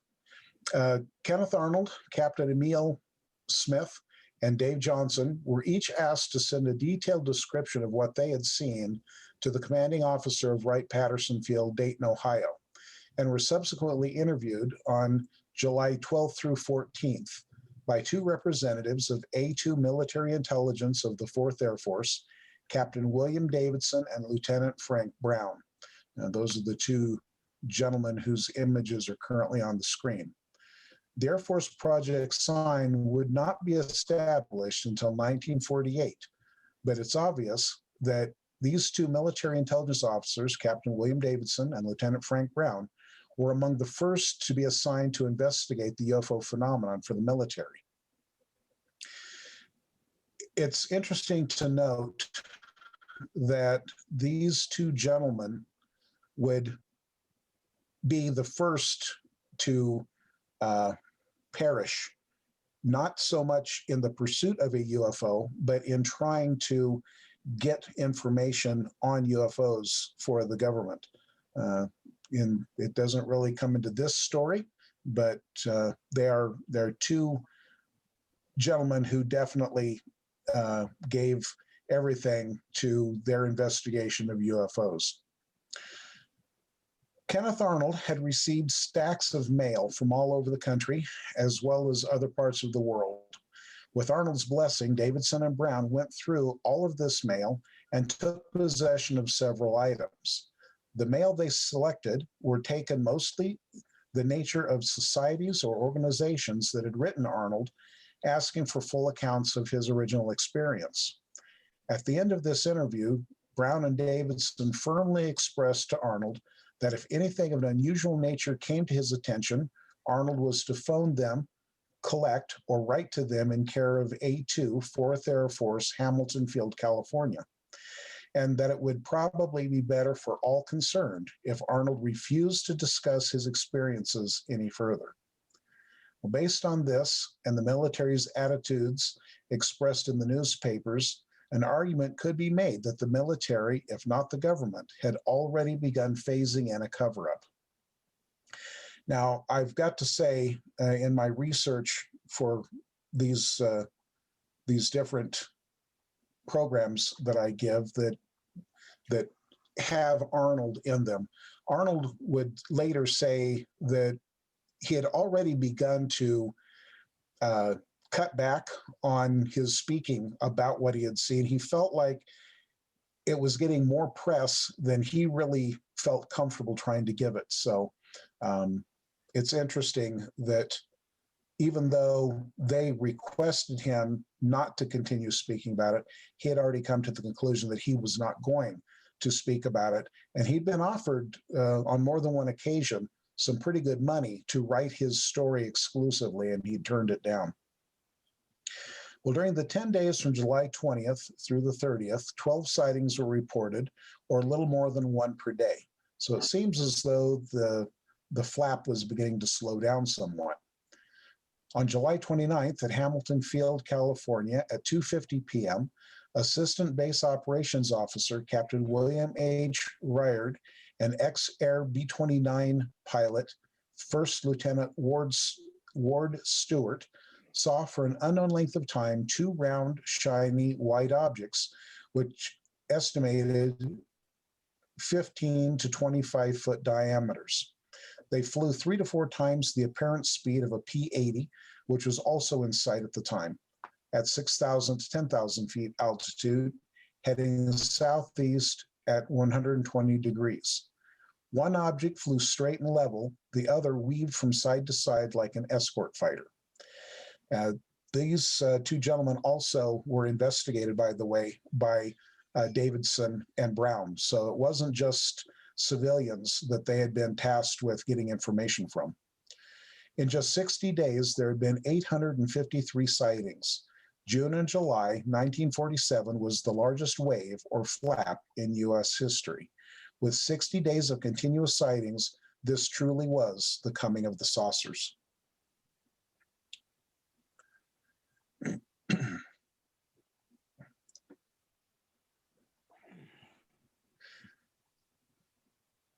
I hope I'm not going to have another glitch here. My cursor froze about 3 times there while I was trying to make that advance on the screen. With only 18 reported sightings, August was less dramatic than the previous 2 months. The second full week of August had 5 consecutive days of sightings, but only 2 of those days had multiple sightings, with 3 sightings each day. 3 other days in August had 2 sightings each day. On August 6th, Myrtle Creek, Oregon, at approximately 6:15 p.m., a pilot was instructing a student in a takeoff. Just as the student was about to take off, the pilot noticed an object in the sky about 5,000 to 8,000 feet in the air. The sky was known to be completely clear, and visibility for the pilot was excellent. He stated that the object glistened and appeared to be of an aluminum sheeting. As he noticed that the strange object, he immediately took over the controls. I'm sorry. As soon as he noticed the object, he immediately took over the controls from the student, and they were at about 400 feet altitude. He proceeded east in an attempt to continue to observe the object. The pilot advised the tower that the object was climbing and traveling east at a high speed, which he estimated as being at least 1,000 miles per hour. He believed the object to be of a spherical shape and recalled a darker object to the right of it when he first saw it. There was no vapor trail or noise observed from the object. After around 10 minutes of observing, the pilot made another landing and takeoff, and in practically the same position at 400 feet, both the pilot and the student observed the anomaly just as they had seen it before. The pilot estimated the sphere to be about 30 feet in diameter and stated that the first time they saw the object, it was so close they could fly right into it. These sightings were verified by the student, but the student estimated the sphere to be somewhat smaller at 50 feet in diameter. The wave of the summer of 1947 was over, but it was certainly not going to be forgotten. The military was downplaying the saucers in the press. They certainly were taking them seriously at Wright-Patterson, however, and UFOs were definitely being studied. In his book, Report on Unidentified Flying Objects, Captain Edward Ruppelt stated, by the end of July 1947, the UFO security lid was down tight. The few members of the press who did inquire about what the Air Force was doing got the same treatment that they would get today if you inquired about the number of thermonuclear weapons stockpiled in the US. At ATIC, there was confusion almost to the point of panic. Now that's a quote from Ruppelt's book. So the whole idea of the atomic stockpile would have made a lot more sense at the time of his writing. And there's Captain Ruppelt. At the Pentagon, things were strangely quiet. During the 1946 Ghost Rocket reports in Sweden and Northern Europe, Lieutenant Colonel George D. Garrett, General Shulgren, and FBI liaison officer to the Army Air Force, Wesley Reynolds, have been driven into an investigative furor by the higher powers at the Pentagon. But in regards to the massive UFO sightings here in the US in 1947, these same officials were strangely quiet.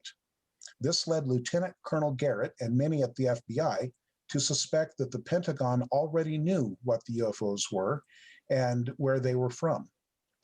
On September 23, 1947, General Nathan F. Twining, Commanding General of Air Material Command at Wright Field, Ohio, sent a letter to Brigadier General George Shulgren, Commanding General of the Army Air Forces.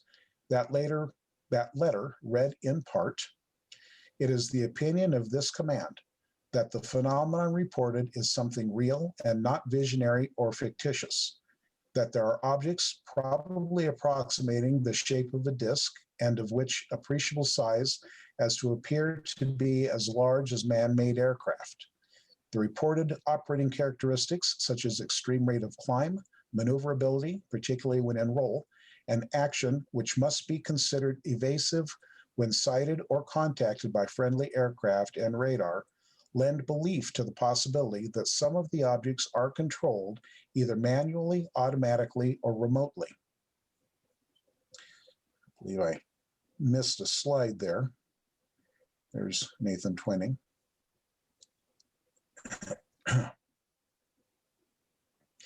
The apparent common description of the objects is as follows: a metallic or light reflective surface, the absence of a trail except in a few instances when the object apparently was operating under high performance conditions.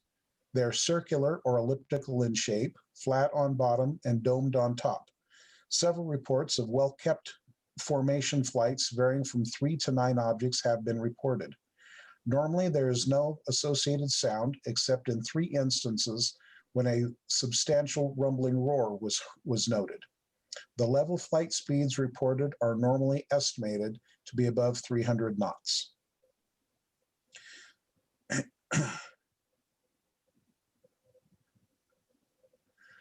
General Twining concluded, it is recommended that headquarters, Army Air Forces issue a directive assigning a priority, security classification, and code name for detailed study of this matter, to include the preparation of complete sets of all available and pertinent data, which will then be made available to the Army, Navy, Atomic Energy Commission, Joint Research and Development Board, Air Force Scientific Advisory Group, and the National Advisory Committee on Aeronautics, as well as the RAND and NEPA projects for comment and recommendations, with a preliminary report to be forwarded within 15 days of receipt of the data and a detailed report thereafter every 30 days as this letter that the formation of Project Sign was instituted. There we are. Sign was active for just under 1 year, and more than half of the cases it examined were from June and July of 1947. The original conclusion that Sign reached was that the flying saucers were most likely extraterrestrial in origin. And that is the end of this presentation. I hope it has at least been enlightening for all of the herky-jerkiness that we seem to have gotten, and then the one glip. But I'm kind of happy that we only had one glip. I figured there might be a little more than that. I didn't mention to you before, Jeff, but I was trying out a new hotspot, and but I checked it. That was not the glitch. Okay, well, it went very well. I remember some of the early Zoom meetings, and they didn't go as well as this. So you did good there, Doug. Well, great. Are there any questions for Doug?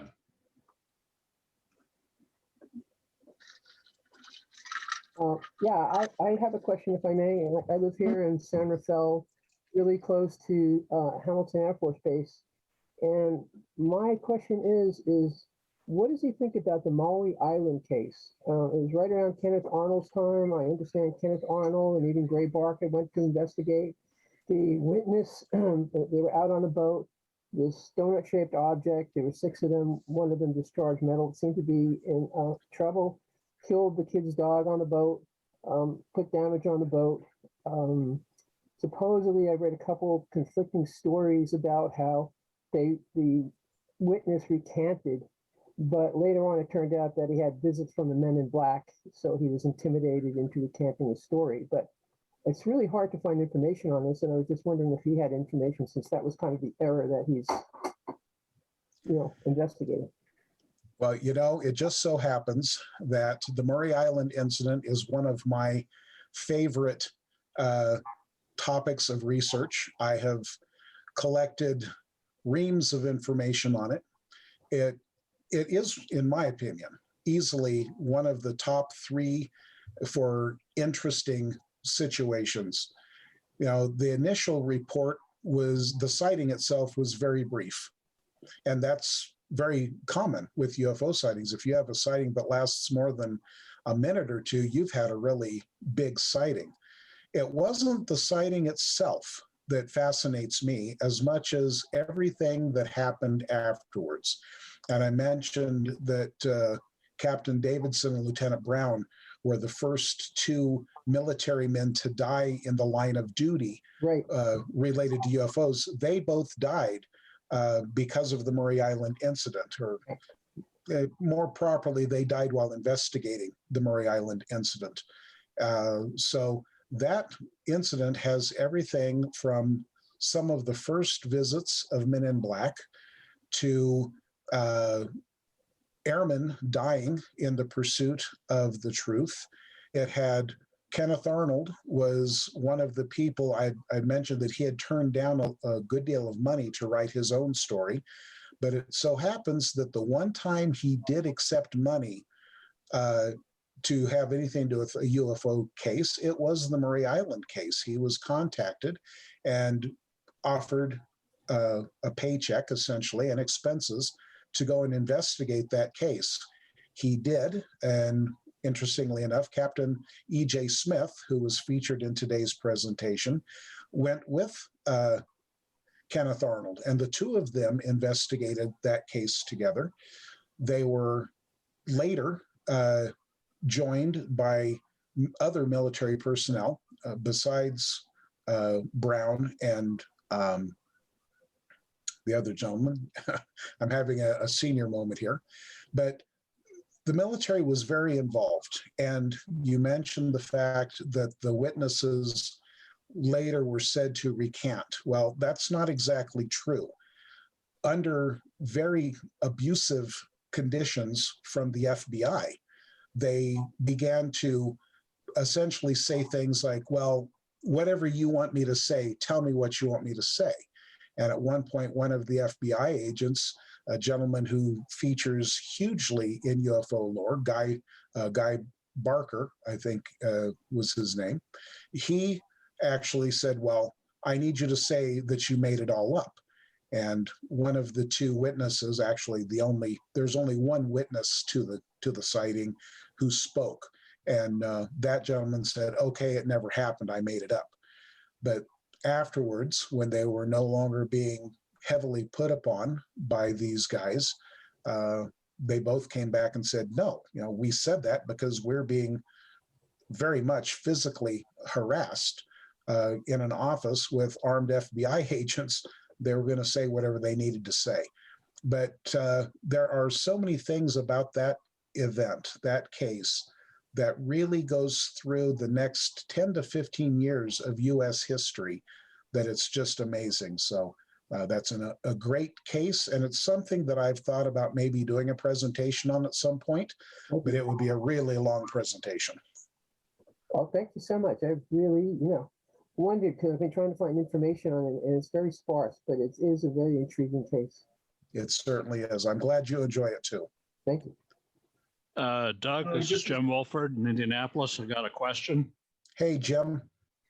Has anyone figured out what entity types or groups are represented by these early arrivals of flying discs and similar craft? Not to my knowledge. I don't think it's ever been determined much of anything. And to me, again, and I'm a little bit different, I guess, than a lot of folks who are interested in UFOs.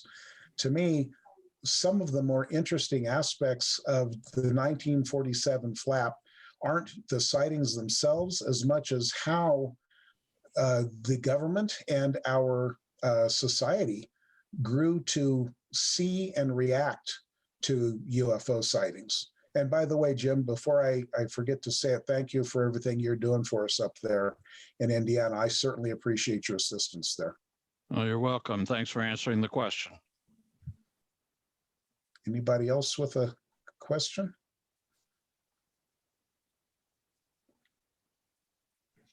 Yeah, Doug, I have a question. This is James. Hi, James.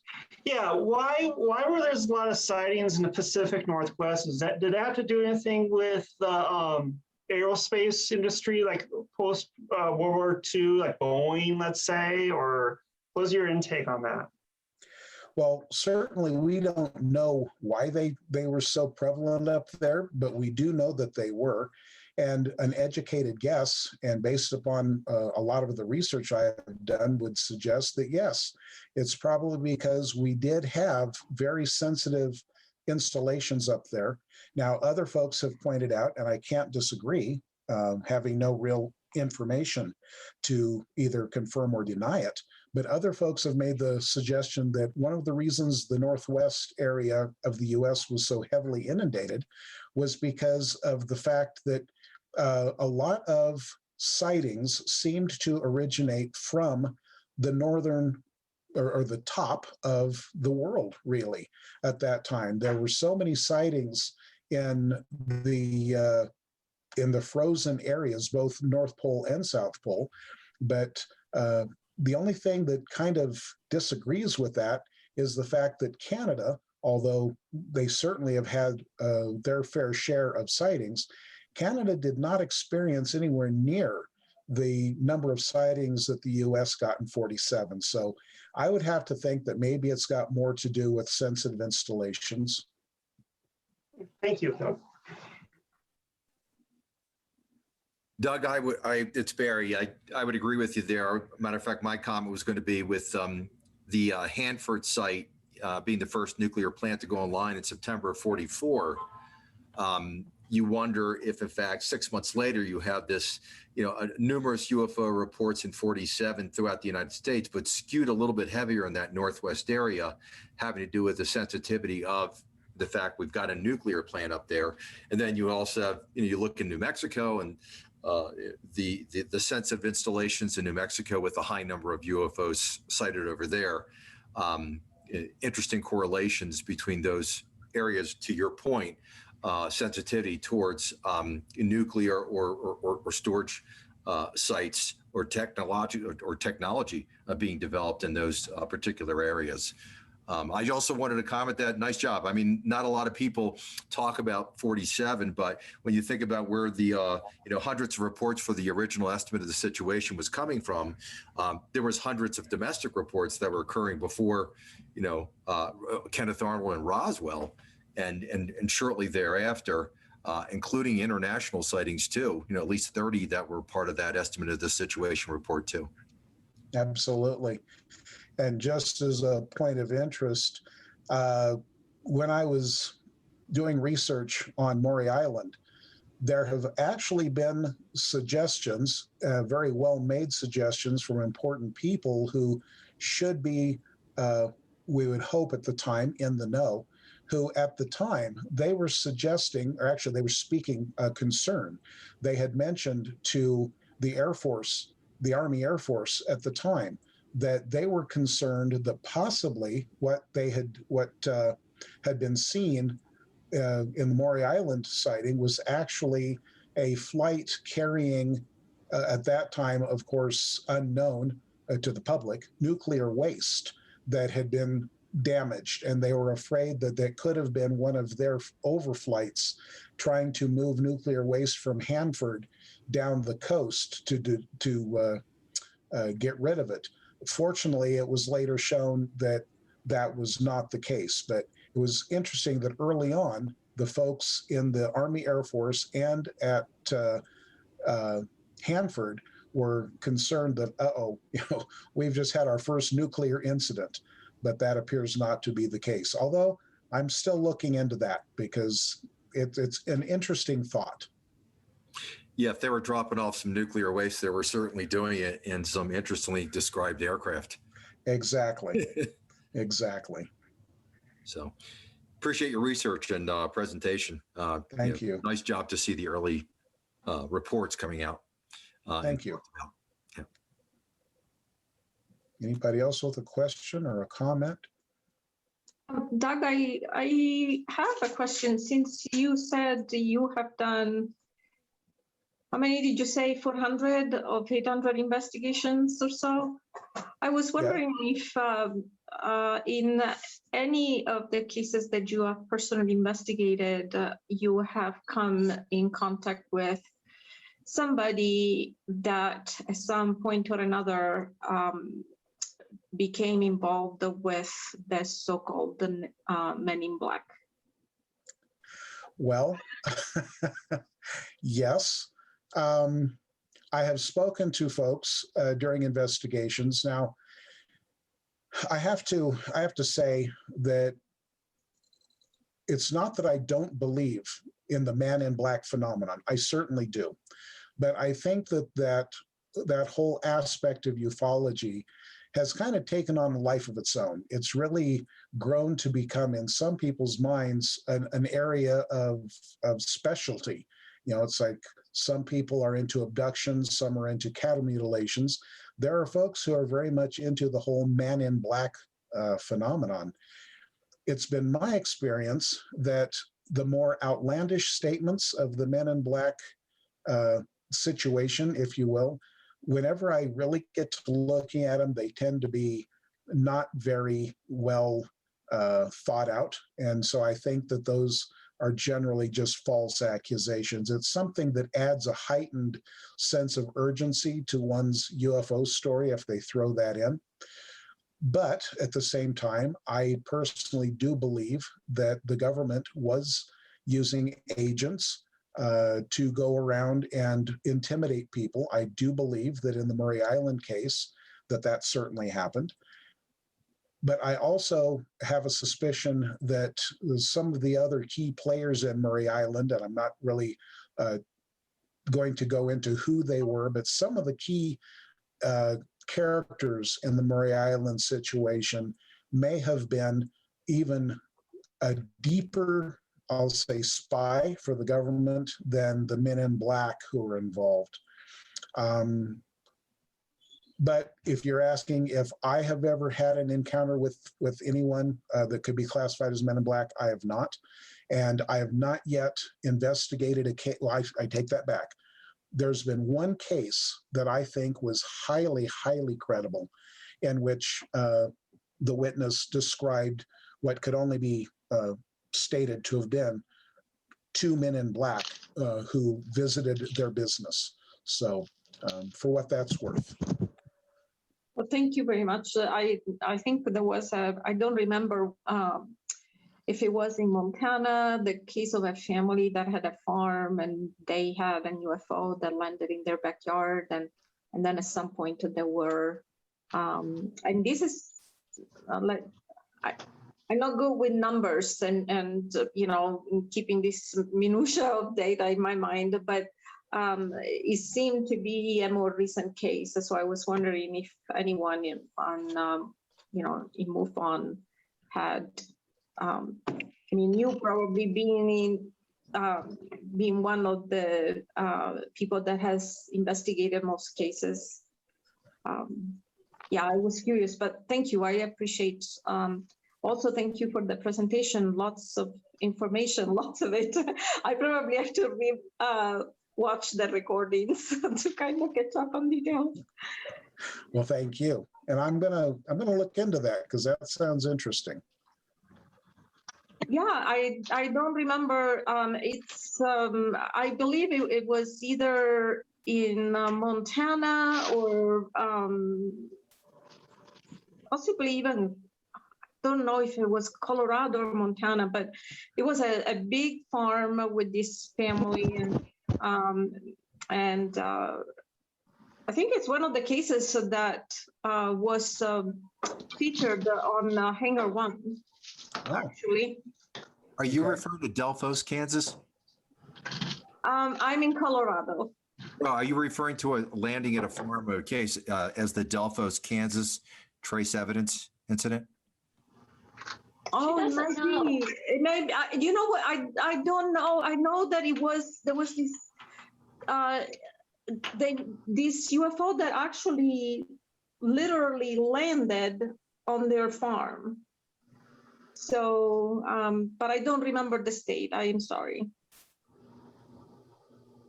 I will let you know. I will actually I'm going to look it up because I think I saved the video. Besides this being also featured, like I said, on Hangar 1, but it's one of the cases that really stayed with me. I remember the story, yeah. Well, Olivia, if you find that information and you want to send it to me, I will take a look at it and I will let you know what I can find for you. Oh, thank you. Yes, I would love to. Yeah. Anybody else with a question? I guess I could ask the question again if you don't mind, but that's okay. Absolutely. Okay, good. Talking about the Men in Black. I'm an older person, and I was so much into ufology when I was a kid. And then I came across, I bought a collection of books, and I got Gray Barker's book. What was it? They Knew Too Much About Flying Saucers. And he basically did the Flatwoods Monster, and then he was talking about the Men in Black. And he's also talking about the New Zealand and Australian research groups, the UFO research groups, and how they were intimidated into discontinuing their investigations. And the other gentleman, Albert K. Bender, who had an investigation group up in, I guess, Connecticut, and his encounters with the Men in Black. And then in my pile of books, I found a book by Albert K. Bender. the Men in Black. And it was published 4 years later, and he talked about his experience with the Men in Black. And I read the book, and I just totally forgot, because in his book, he basically says they were aliens. And he wrote a bunch of things in there that nowadays we sort of accepted in the ufology community as kind of normal, like USOs, angel hair, just a whole bunch of things. And you know, he was taken on board. He couldn't speak about it, but it just was so creepy, and I just freaked out. But did you ever read that book by Albert K. Bender and what his take was on the Men in Black? I have read Albert Bender's book, and just, I don't like to I don't like to give negative information or opinions, but in my opinion, I think Mr. Bender was rather sensationalizing an awful lot of what he wrote. And the reason I say that is because some of the other reports and cases that Albert Bender was known to report on were actually cases that have been shown to have occurred to other people, minus a lot of the more bizarre things. However, the first book you mentioned, They Knew Too Much, that book does have a lot of what I think were probably very credible Men in Black stories. And I think most of those were probably government agents. And I think that the author came to the same conclusion. That's great. Thank you. I appreciate that. Hey, Doug, when you get a chance, can you make me host again? And I do that how? Do I pin you? No, you click on my name and you make me the host. Under more, highlight my name and then go to more.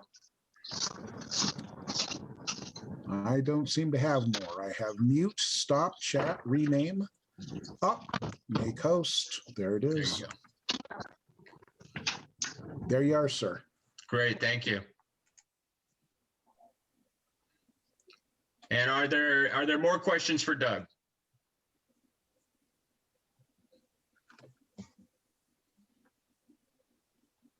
No? Well, thank you, folks. I appreciate you coming and listening to my presentation. I hope it wasn't too disjointed. As I was going through it, I did realize that some of the alterations I'd made in my notes were not as smooth as they should have been. I apologize for that. I will just have to say, well, gosh, I'm getting old. But I hope it got the information across, and I hope you enjoyed it. And thank you for having me. Come on, Jeff. I appreciate it. Thoroughly enjoyed it, Doug. Enjoy it every time you give a presentation. Thank you. Okay, well, are there any questions for the Colorado MUFON chapter? As ASD, I will try to answer those. Jeff, did you mention about the picnic coming up in July? Ooh, No, yeah. I did not know. You didn't know we were having a picnic, or you? I don't know the details of it. Oh, okay. Are those details going to be on the Co-MUFON website? Yes. I don't have the name of the park in front of me right now, but I'm sure it'll have a map and information. It'll be the second Saturday of July. Okay. The time frame will probably start about noon, and it'll be the first real live gathering of everybody. And are we gonna try to hybrid that too? Are we trying to? Yes. Sorry. Yes, we are. And it's Bellevue Park. Bellevue Park. That's it. Okay. Bellevue Park. Well, there you go. And more details will be put up on the Co-MUFON website, that nonprofit website that needs donations. Or you could become a member. Or you could become a member and help that nonprofit organization. It's only $25 a year. A year, a whole year. Or like 35 for a family. So yeah. I'm going to up the ante. You can join and become a field investigator. We always need more field investigators. Yes, unfortunately we just lost a couple, and I think for up until a few days ago, most investigators had 2, if not 3 cases. Just to clarify, it wasn't due to handling cases. No, No. It had nothing to do with handling cases. I'm proud to say Colorado has not lost a single investigator in the line of duty since I've been part of Colorado MUFON. Yeah. Well, that's very good to hear because I joined. You're not a danger. We won't put you at risk, Olivia. You're fine. I'm still waiting for the manual to arrive, but that's taking some time. Yeah. My wife is involved in a company that has to ship a lot of product around, and shipping times are just incredible right now. Yeah, and I'm sure it's probably gonna be a pretty thick book, so it's probably taking maybe longer because it's I don't know. I haven't seen it. I'm guessing. Anyone have any questions about MUFON? Yeah, not only do you have 2 principals for MUFON here, you have John Schuessler here, who is one of the founding members. Ooh. Hello. Colorado MUFON is a banner unit. You know, we've got great talent here. We've got a great state to investigate in. And Doug suggesting you sign up and become an investigator, I can tell you from one experience, investigations was the most interesting things I have done in this field. You meet the real people with the real problems, the real issues, and when you get done, you can't help but say, oh, UFOs are real. I don't care what the government says. Yeah. And there's a number of times that people have experiences and they need to talk to somebody about it, somebody that's not going to judge them. And as a field investigator, we provide that ear to listen to them. And in some ways, that's one of the most satisfying parts of the job, in my opinion, is being able to talk to these folks, the ones who you can resolve the situation for them when you can identify what they saw. And they're so grateful that you came and did the investigation.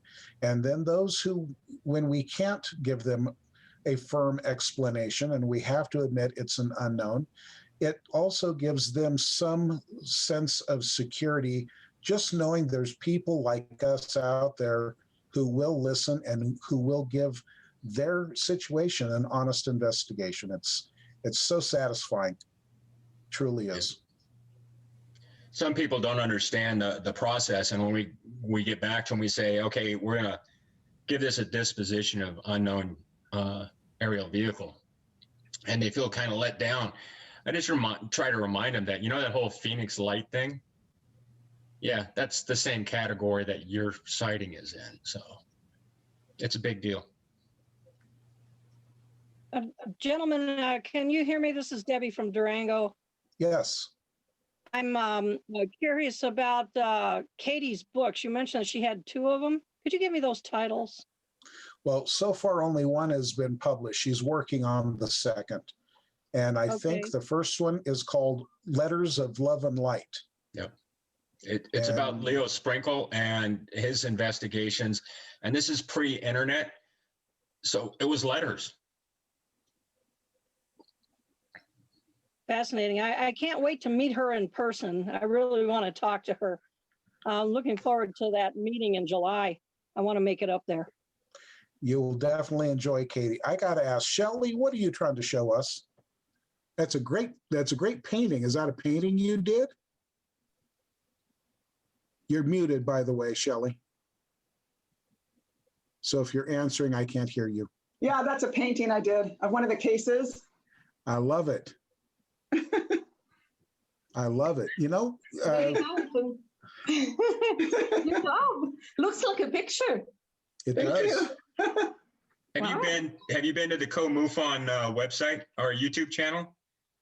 One of our guest speakers his illustrations are on there, and I see a striking resemblance. It's very good. Absolutely. Yeah. Yeah, Absolutely. I painted this for Deb. She just made a book. That's great. It's a very good picture. Thank you. One of our investigators just closed the TR3B case. And this is for Olivia. This is what the manual looks like that's going to arrive at her house. So it's about book size, not very thick. Oh, okay. Oh, well, that's good. Thank you.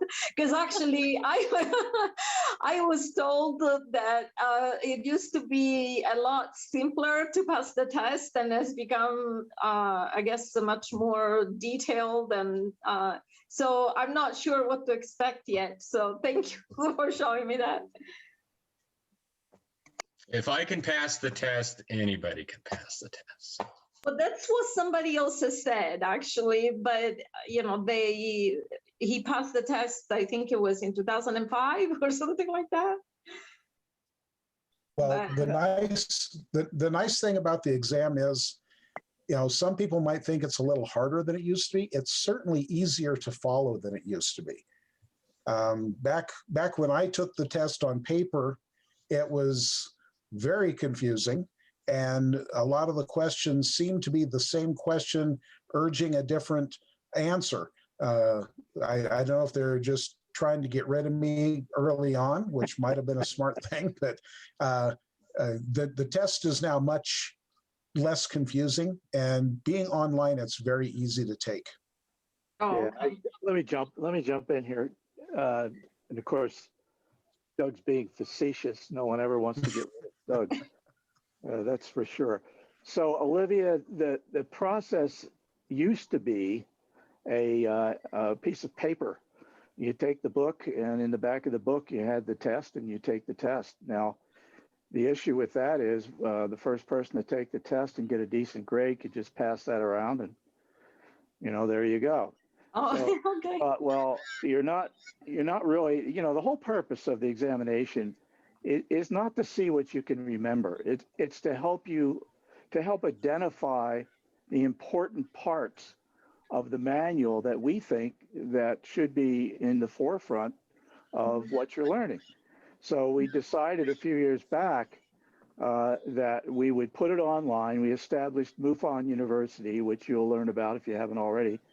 MUFON University, for the purpose of being able to have a fairer test, if you will. There's about 400, a little over 400 questions in a question pool, and when you register for the test, it's going to randomly pull out 100 questions and make up your test. So no two tests are ever the same. But now here's the good news for you. Because we're interested in learning and not memorization, the test is open book. Oh, I see. We're interested in the fact that you're looking at a question, you don't understand it, maybe it just draws a complete blank. Rather than have you guess, we'd rather have you go through the manual and see if you could figure it out. Oh, I see. That's why we make it open book. So people say, well, it's harder online. Well, the reason that they think it's harder is because we actually ask them to go find the correct answer in the book, as opposed to just guessing. So that's the whole thing there. Well, you will pass the test. Well, I'm really excited. I'm looking forward to really get some of this, get a firsthand perspective on this information. There is so much, it's kind of hard to figure out from what you see online what it's a legitimate story and what it's not. And a lot of them don't even really, I don't know, they sound very sketchy. But then I do believe that the UFOs are real because I've seen them myself. It was only one time in Missouri many years ago, but so that's not a question for me. The question is to, which is not really a question, but it's just the looking forward to getting some information firsthand and and just the whole process and getting involved with people who have actually, like you guys, have been doing this for a long time and have the experience and things that I can learn from. Yeah, and once you pass the examination, it entitles you to be a trainee. That is an official designation. You'll be partnered with an experienced investigator who will mentor you right up to the point where they feel you're qualified enough to actually talk to witnesses on your own. So it isn't like, you pass the test and we say congratulations and you're off and running. You actually get to experience the whole process with someone that has been doing it for a long time. So that's good. It's a fascinating involvement that, anyone who's an FI on this call or anywhere else in the world will tell you that it's a very rewarding experience. And some of the things that you'll learn from not only with your investigative partner, but also talking to witnesses will last a lifetime. Because the more people you talk to, the wider the scope of your knowledge. And after a while, you find yourself mentoring another trainee that might be coming into the group. So it's very rewarding, and I think you'll really enjoy it. I have no doubt. How many ballpark field investigators do we have here in Colorado? Yeah. How many approximately? Well, I'd have to look. We have about a dozen investigators. Some are not taking cases currently. So I think right now, really active, 6, 7. Oh, okay. And how many cases do we get? Maybe 10 cases a month or so? 10 to 15 cases a month, depending on cloud cover. So. Yeah, Rich, you should know the number, right? You'll have to unmute yourself. I don't know the current number. Oh, that's okay. Yeah, it was just kind of seeing. Yeah, well, I am looking forward to it. So, Doug, if I want to, because I think I know how I can retrieve the case that I was telling you about. Should I send it to Katie? I don't have your email address, but I have Katie's, and maybe Katie can send it to you, or how do we go about that? I can give you my email address if you've got something to write with. Okay, 1 second.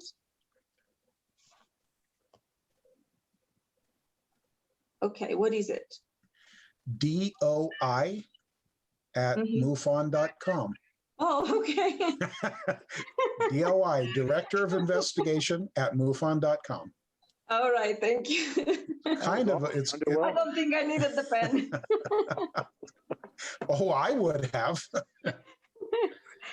And real quick, if nobody's got anything more pressing, Rich, can Deb hear me? Yes, Deb can hear me. Oh, I see her way. Okay. I have to tell you guys that at lunch today, Terry was talking about our trip that we all made out to Nevada. And she had to bring it up, Rich. She says, I still get the biggest chuckle out of seeing you and Rich laying underneath that truck with a flat tire, trying to figure out how to get the tire down, and having Deb. So folks, we were all out in the Nevada desert and we had a flat tire. Rich and I are laying on our backs in the dirt underneath of my pickup truck, trying to figure out how to get the spare tire down. And we've been pounding and beating on this thing and yanking. We take a tire tool to pry this truck tire out. And then walking up, and she says, boys, come out from under there. And we slide out, and she goes, where's that long pole? And I had it in my hand. She goes, stick it in this hole and turn the crank, and the tire will come down. So the joke in my house is, how many guy MUFON field investigators does it take to change a flat tire? The answer is they can't do it. You have to have one female investigator who knows what she's doing. Yeah. Well, one thing you're kind of leaving out there, Doug, is approximately where you were and how many flat tires you had. Well, we were very close to Area 51. And on that trip, we ended up with 3. And they were all very suspicious flat tires. Wow. Yes. Yeah. So for you folks at home that would like to experience excitement and intrigue, join MUFON. Learn to change a tire. Learn to change a tire before It's in you the go to manual. the desert. It should be. Now, we'd have definitely been in big trouble without Deb that day because she saved our bacon. We were in a highly sensitive area for more than one reasons, sensitive. And she's the one that got us out of there because we could not figure out how to get that doggone tire down for nothing. But it was just the way she did it. Boys, come out from under there. Now, where's that pole? Stick it in here and turn it like a crank. And we're both just amazed. It was like some new science to the two of us watching that tire slowly descend. That was the same trip where Rich took his 10-mile hike, right? Yes, it was. Yeah. That's where he got his nickname Iron Man. Because he took a 10-mile hike in the desert. But I've got to say, and I hope this isn't giving out too much information, Rich, I've got to say, of all the people I have known and investigated this phenomenon with, Rich is the only guy I know that can be stranded out in the middle of the Nevada desert and get picked up by 2 showgirls from Vegas. I could never get that lucky. But Iron Man was able to do it. Okay, and with that, do we have any more questions?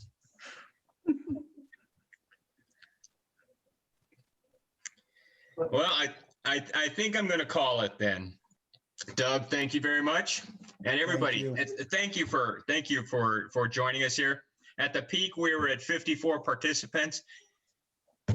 Last time I checked, we were still in the mid-30s. So thank you, everybody, for showing up. And if you have any questions about our next meeting, about anything about the Colorado MUFON chapter, go to comufon.org and visit the CoMUFON YouTube channel. Another shameless plug. Thanks for joining, everybody. Bye, everybody. Thank you. Thank you, everyone. Thanks, Jeff. Bye.